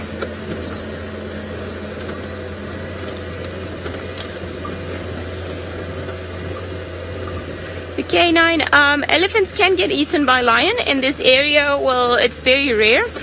Oh, there's talking about an elephant. There's an elephant right there. A few of them, actually. I don't think this is what the lions were after, though.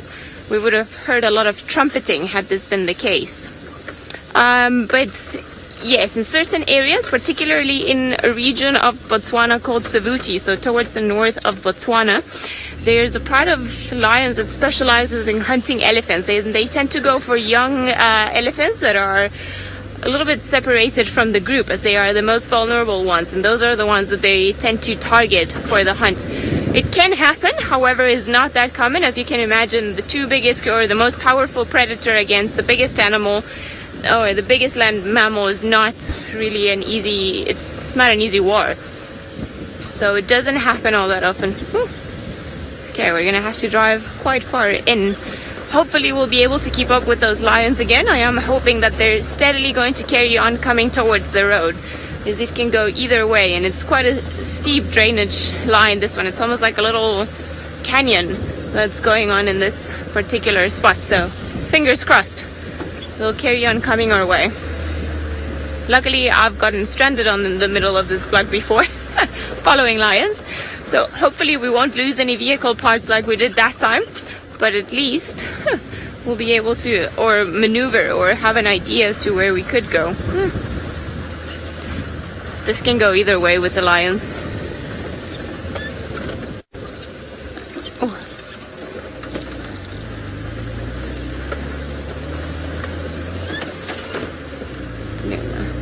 Alright, let's see. There's something. There's an impala far away. So maybe that's the one that carried on coming and running. Now, I'm not going to stop for it because I just really want to try and get to these lions other than any other creature. And I think, where did we actually came all the way down here last time we were looking at them. So I'm hoping that we'll be able to catch them on this road once more. All right. Hold on, Senzo. Okay, come on, gears. Pardon me? Not anymore. Alright, I cannot hear the comms. I could, but seems like my radio might have gone a little bit crazy.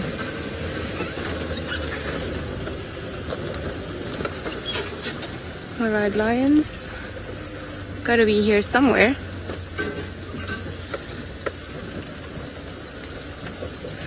Right, I believe Byron has left Tingana, so let's head back to him and find out what his plans are while I try to find these guys again.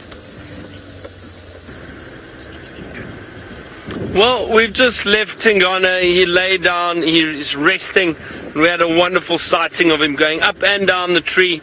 So I think what we're going to do is leave him, let him rest. And, oh, I do apologize. I think I may have bumped another sighting here. Oh dear, it's not good. It's not good. There's a giraffe not far. Sorry, I don't have radio comms with all these other guides. So, and if you have a look, there's some giraffe over there. Now, I'll see if I can get hold of any of these guides and just find out if there is a sighting or if they're watching the giraffe. I'm not sure.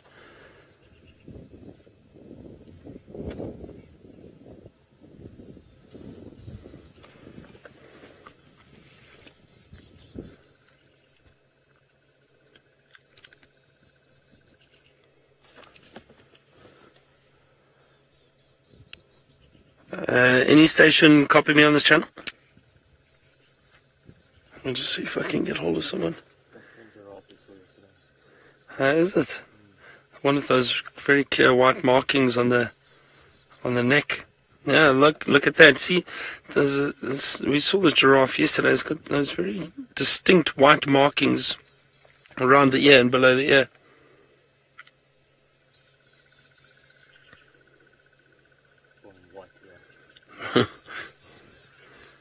It's disappearing. See, I cannot get hold of anybody on this radio station, unfortunately, or radio channel.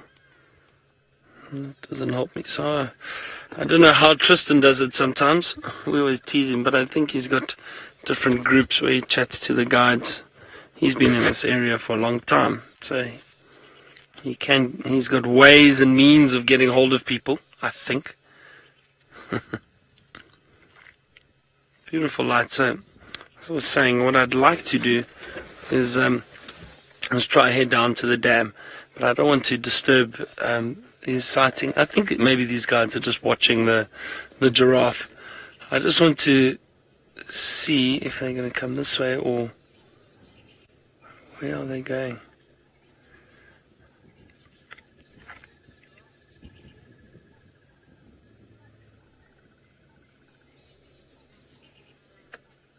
Yeah, I don't know if perhaps we can maybe try to go to Tristan or Ali, and then I can try to find out just what's going on here before. I don't want to get in the way or bump the sighting, if there is a sighting here.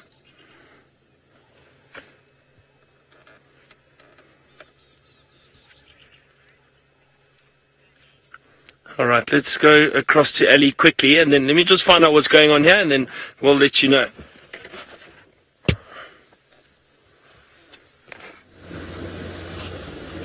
Alright, seems like we've had no luck so far, but not losing hope just yet. There's another little mud wallow where they might come and want to come and drink. What is that there?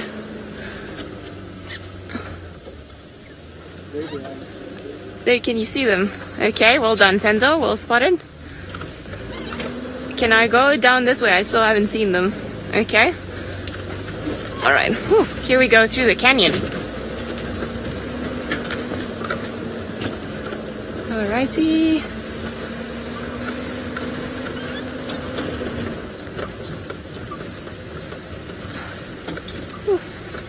Alright, this is where it gets tricky. This is where they've gone to sleep. Okay, now all we have to try and do is figure out how we're going to get there. But I see they've all pretty much laid down. Sneaky lions. Okay, come, Rusty.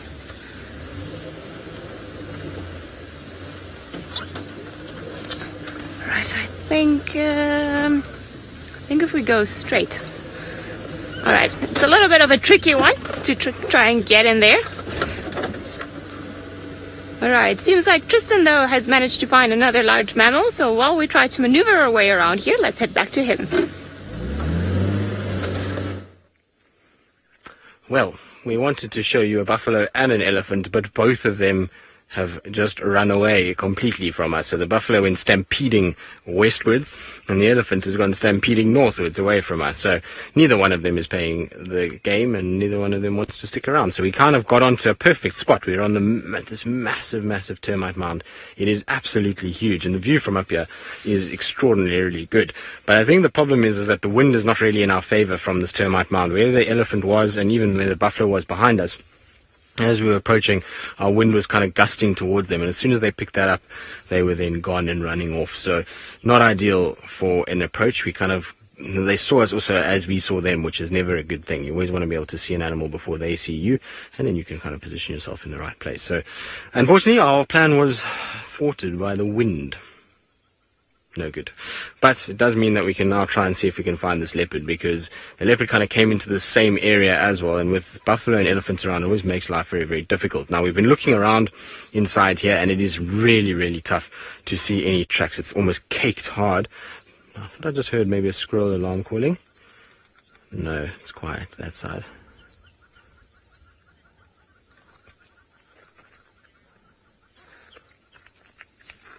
Nkuhuma, you're wondering if other leopards can smell the condition of a territorial male. Probably not, and the reason why is that a territorial male that's not in great condition is probably not marking very much at all.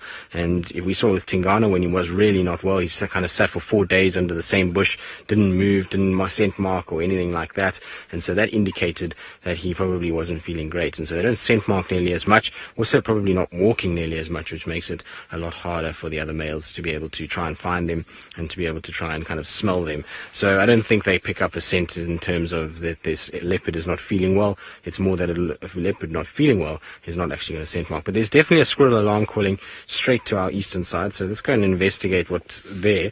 The problem is to get down this mound is going to take, well, how do we put this? A little bit of effort and a bit of kind of watchful walking, because it is about as steep as it gets, and I'm not sure the way that I'm thinking about going down is actually the best way. I think the best way to go down is the way that I came up, which is that way. Sorry, Ferg, I was just contemplating going down this side, but it doesn't look like a great side at all. Bobby, you're asking about biggest termite mounds, and so while we're kind of talking about termite mounds, I might as well stay on this one. Bobby, I think the biggest one that I've seen is there's an absolutely monstrous one that's on the Cheetah Plains in Coral Boundary, or just north of the Cheetah Plains boundary there. And you could probably, I mean, this one is very tall. It's an incredible termite mound just because of its height. But at the end of the day, it's not very kind of wide. There's one there that is probably about the same height as this. In fact, I once measured our Land Rovers from the base of the wheel to the top of the back seats. That termite mound was double that height, which is very, very high. And it was also probably about 2 times the length of that car. So it just gives you an idea of how far that actually is. Now, we're not talking about our little Land Rovers. We're talking about the much longer ones with the bigger seats. So they do get absolutely massive. This is a very, very large one, though, very tall. And I can imagine many a leopard has probably sat exactly where we have at the moment. Good. While I negotiate this termite mound and hope that I do not fall on my bum, let's send you back across to Byron, who I believe has made his way to a waterhole. All right, so I've got down to the dam. Okay, so those 2 vehicles that we bumped into were just viewing the giraffe that we saw. And you know, we haven't seen too many giraffe recently, so it's nice to get a good view of them out in the clearing. And but yeah, we've got so many animals. There's the impala, the nyala to the back.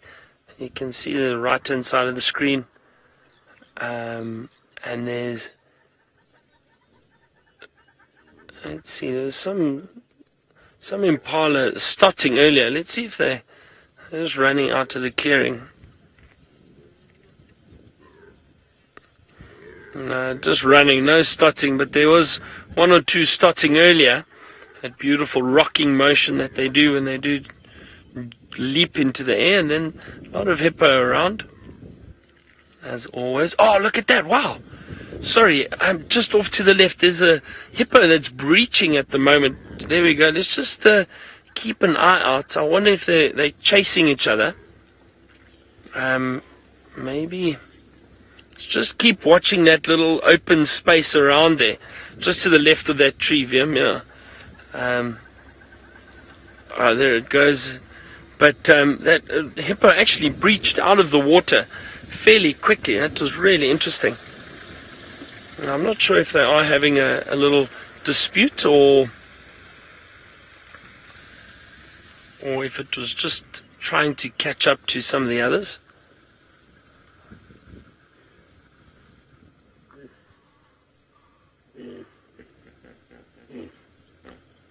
See, now we did see 2 hippo having a little tussle the other day, and they were splashing around and opening their mouths really wide.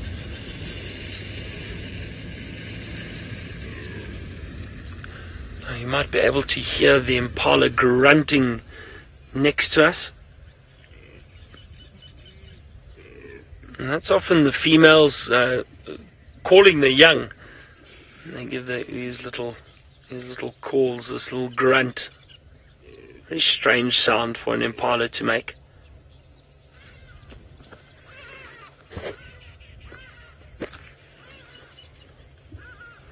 There's magnificent light at the moment. It really is very, very beautiful down at the dam. Very peaceful. A lot of birds calling, hardy-daws.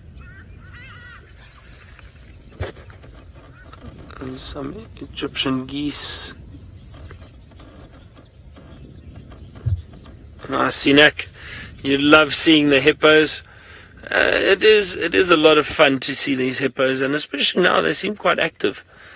And if you do get active hippos splashing around or displaying, I remember there used to be a hippo at one of the dams we used to stop at on Landalosi, and you could stop there in the afternoon, and we would park in a certain position, and it was luck of the draw, but most of the time this hippo would open its mouth and display and bare those huge teeth and thrash through the water a bit, just towards the end of the afternoon, as it started to, or dusk I suppose you could say. Always used to put on a magnificent display, and we used to, oh look, there's a little baby there, a youngster. Two of them, they're both fairly young. They are cute.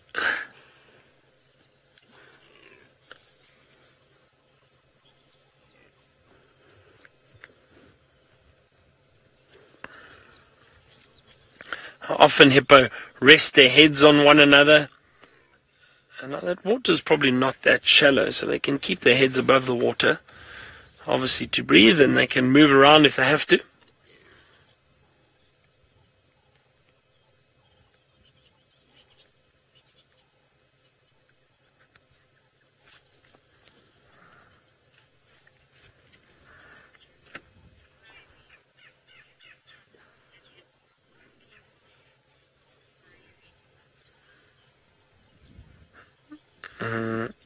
Is it Snazzy?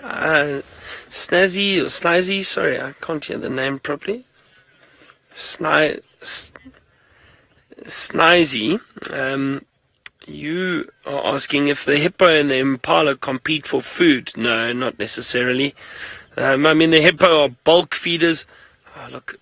See, that's that little island where that tree is rested on. So that's why it's not that shallow there. I mean, not that deep. That's why that hippo, as it stood up, you could see most of the body comes out of the water.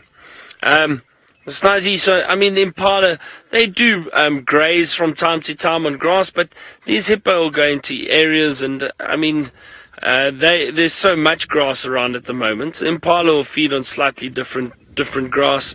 They definitely don't compete for food.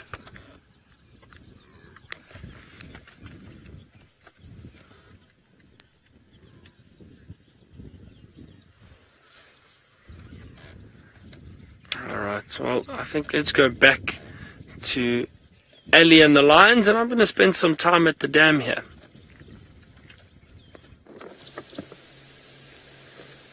Whew. Well, it was definitely, it was more adrenaline trying to get here than what we ended up getting from that lion hunt. They've definitely chosen a spot that is incredibly difficult to get to, just because at any one point I'm afraid that one of our tires is going to carry on being on the air. Yeah, well, maybe I'm exaggerating a little bit, but that's how I felt it was to get all the way in here. Now, they've all decided to relax. They're all in this particular spot, and I don't blame them. It's actually a very nice, cool spot, so we'll give it to them for choosing well. We still didn't manage to see what it is that they were after. I have my suspicion on the impala that we saw earlier on, and apologies for not stopping by. I just wasn't sure if the lions were going to carry on moving. And now, as you've seen, it's not the easiest part of Djuma to follow them through the bushes. So I was just hoping to get here quick enough to be able to at least get a glimpse of them. I had hoped, though, that they would carry on moving past this specific section. But we don't always get what we want. At least, well, we wanted the lion, so we actually did get what we wanted, which is the... Although we are pretty much parked at this degree angle, and at one point getting here, we were just thinking that Land Rovers don't really tip over a 45-degree angle. So. But we managed to get here, so we're very happy about it, because at least now we can spend some more time with our beloved Nkuhumas. You definitely made us work for this one, though, girls.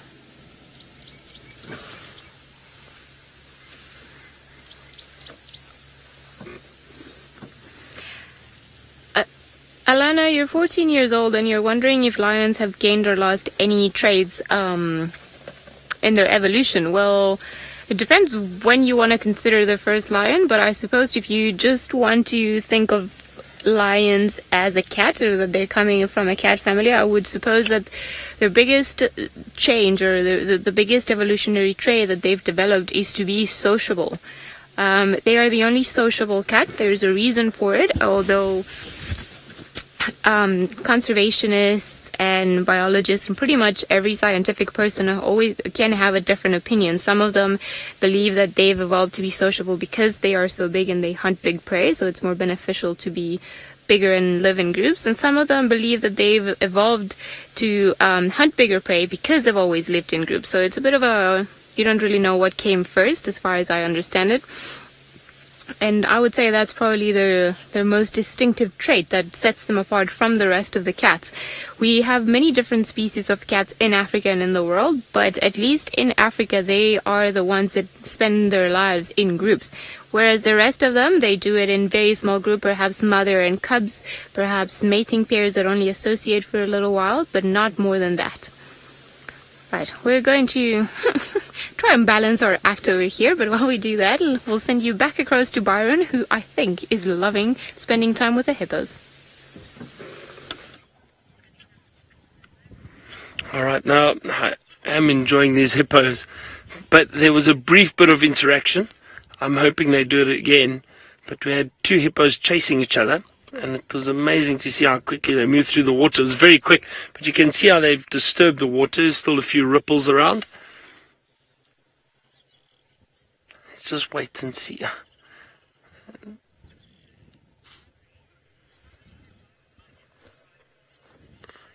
Laurie, you asked how many hippo are in this pod.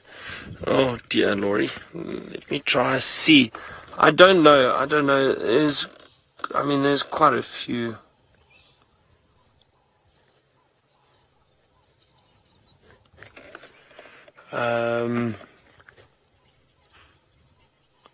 Laurie, I'd say between 12 and 16, somewhere around there.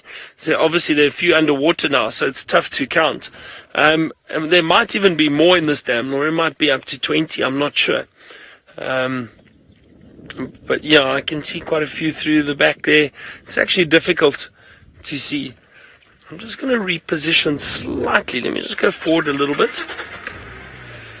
Let's get this tree out of the way, I think, Via. Maybe this will help us a little bit.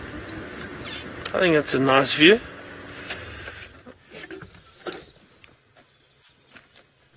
I'm just having a look quickly.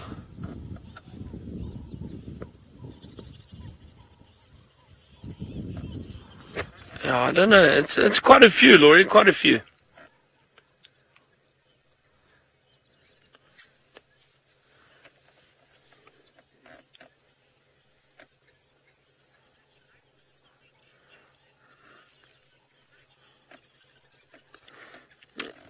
All right, well, I'm going to sit here a little bit longer. If these hippos get active again, I'm going to ask for a quick link to us. But Tristan has managed to find, I think he said, large animals. Let's go and have a look. We have managed to find our elephants. So before everyone thinks that we're absolutely crazy and we're just seeing animals that are running away from us, we've managed to kind of catch up with these two that I can see at the moment. And you can see a massive size difference between the two of them. So it looks like two bull elephants together. It's difficult to see. I've got a massive tree in front of my way, but I can't see nicely. It might be a cow and a young one, but all I can see is ears flapping at this stage. So it's amazing, though, how quiet these guys are. You kind of walk through, and only because they're having a bit of a mud wallow fairly close by did we hear them grumbling and grouching at each other, and that's how we actually found them. Now, we're sitting on a termite mound in the hope that they're going to start moving towards our direction, because if they move towards where we are, we're in such a beautiful spot that we might get a really nice view of what's going on. So I'm hoping that's going to be the case. I was also hoping if they were going to move away from us that they would have done so by now, because just in front of them, between us and them, is a nice termite mound that I would have liked to have tried to get onto, because we would have been able to see these guys really nicely. But it looks like a big bull that's come out into the open there. So a nice big male, and then is it a male? I can't see nicely at all. Like I said, I'm just seeing kind of top of their backs from the angle that I'm sitting in at the moment. Fergus, is it a girl or a boy? I can't see very nicely. It's very difficult where we are at the moment. The other good thing is that we're at least on the right side of the wind now. So we've got a situation where The wind is drifting from those elephants towards us, and that's why they're so much more relaxed than what we had just now, where it was completely the opposite way around. We were pretty much where the elephants are, and the elephant was where we were, and it picked up our scent in about 1 second flat and just bolted out of there. So it's much better this way. At least we've got a situation where we've got them on the right side.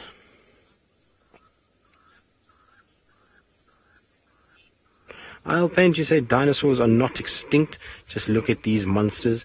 Well, exactly, and they are old animals, and they are incredible. They've got something about them that just kind of makes you sort of feel a little bit humbled as an individual, because you are nowhere near the size that they are.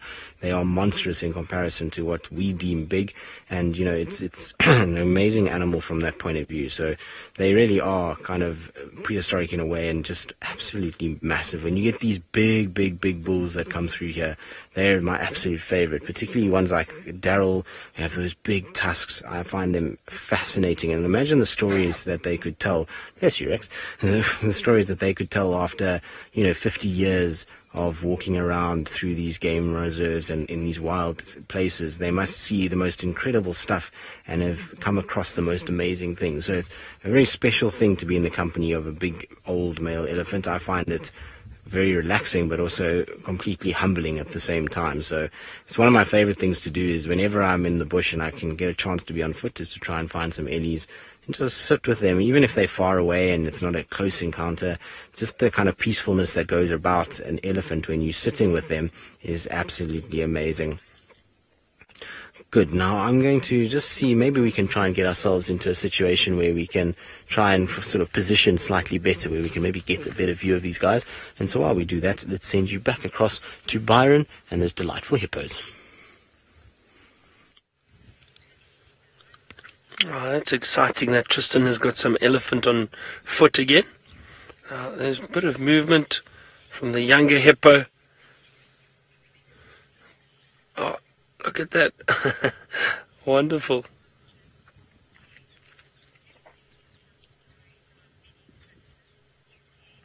Kane, hippos do have to worry about predators, and only really lions.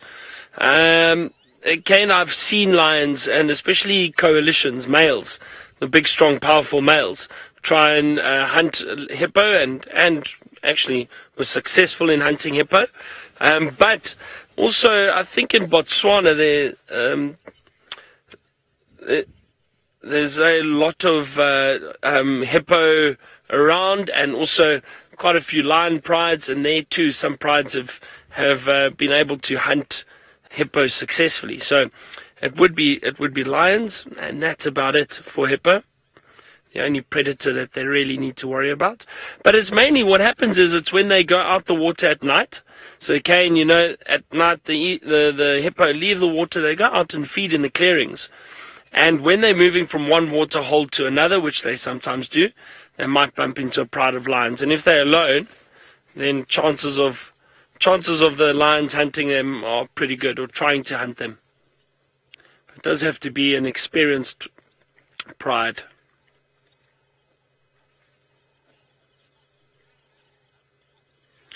Bobby, the hippos mate in the water.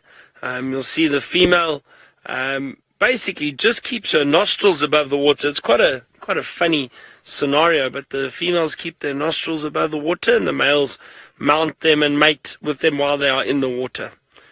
There's a little yawn from a youngster.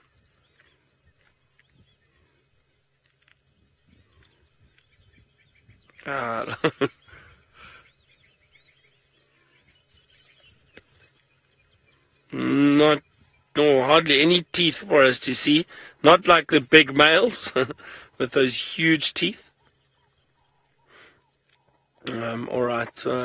Let's go back to Tristan and find out how his elephant viewing is going. Or has he found something else?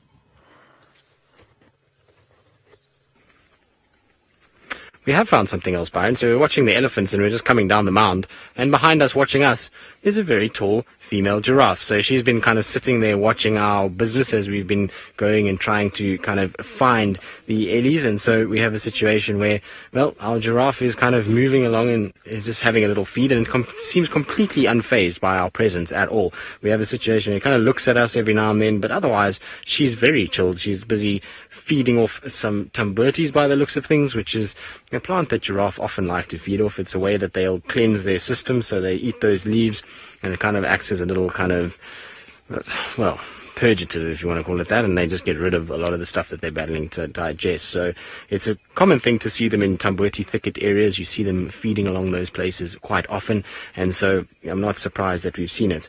Now, interestingly enough, there's a school of thought that female giraffe like this will often bend a lot lower to feed than what male giraffe will. Male giraffe typically should stand quite upright and feed to the tops of trees. Of course, that is a bit of a myth. So I've seen male giraffe feeding very low down, high up, females the exact same. But apparently females spend more time doing this, according to some, which like I say, I'm not sure I agree with very much at all.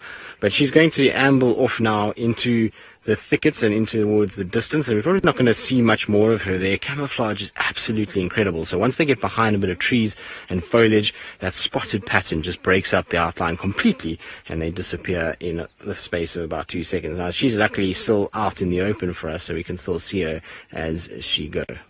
Right.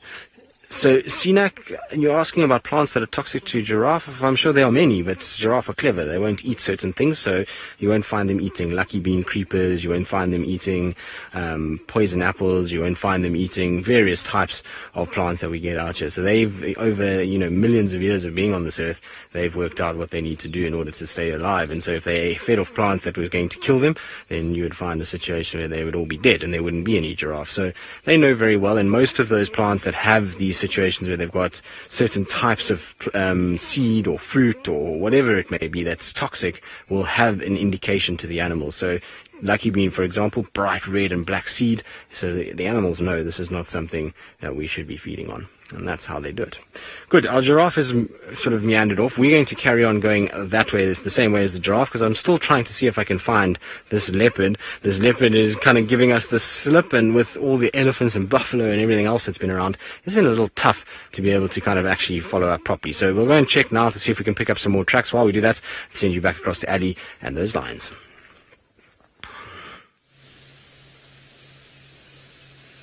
Well, it seems like at least the little one is up and going, and I think he's getting to that stage again where he's the only one awake and he just wants someone to wake up to start playing with him. He's gone through his grooming session. He's not really that sleepy yet. Keeps putting his head up, looking around. So I have hope that if he gets bored enough, he might wake somebody else up. The rest of them, they have not moved 1 inch, and I feel like we cannot really blame them today. They've had quite a tough day. We know where they were sleeping for the morning. We're not too sure as to where they came from or how much they walked during the day. But what we do know is that it was a very hot afternoon, and probably at some point either they started chasing something or they got chased away. It seems there have been many elephants that went through the area where they were in. And then, of course, they had the opportunity to go for this mystery creature that was in the drainage line a little bit earlier on. So I'm sure there's a little bit of stress and everything else mixed up together. Just makes them tired. So we'll forgive them for today for being sleepy. Also, I feel like this is an amazing spot for them to be in. It's actually very nice and cool. It's open. Nothing can get to them without them realizing that it's coming. And there used to be a little mud wallow. Actually, the mud wallow where we had them all drinking not too long ago, I think it might have been last week, is not too far from here. So I think if they decide to go somewhere, they might carry on going that way, and perhaps they'll go drink there. Although, if I recall correctly, I think maybe the elephants damaged it. Hello, little one. Now, if you're wondering about the car noises, there's obviously another vehicle of guests that we had to guide in, and it's a tricky spot. It's not an easy one to get in, so I think they're also trying to get out as best as they can. But sometimes you need a little bit of extra power, so I apologize for the unnatural noises.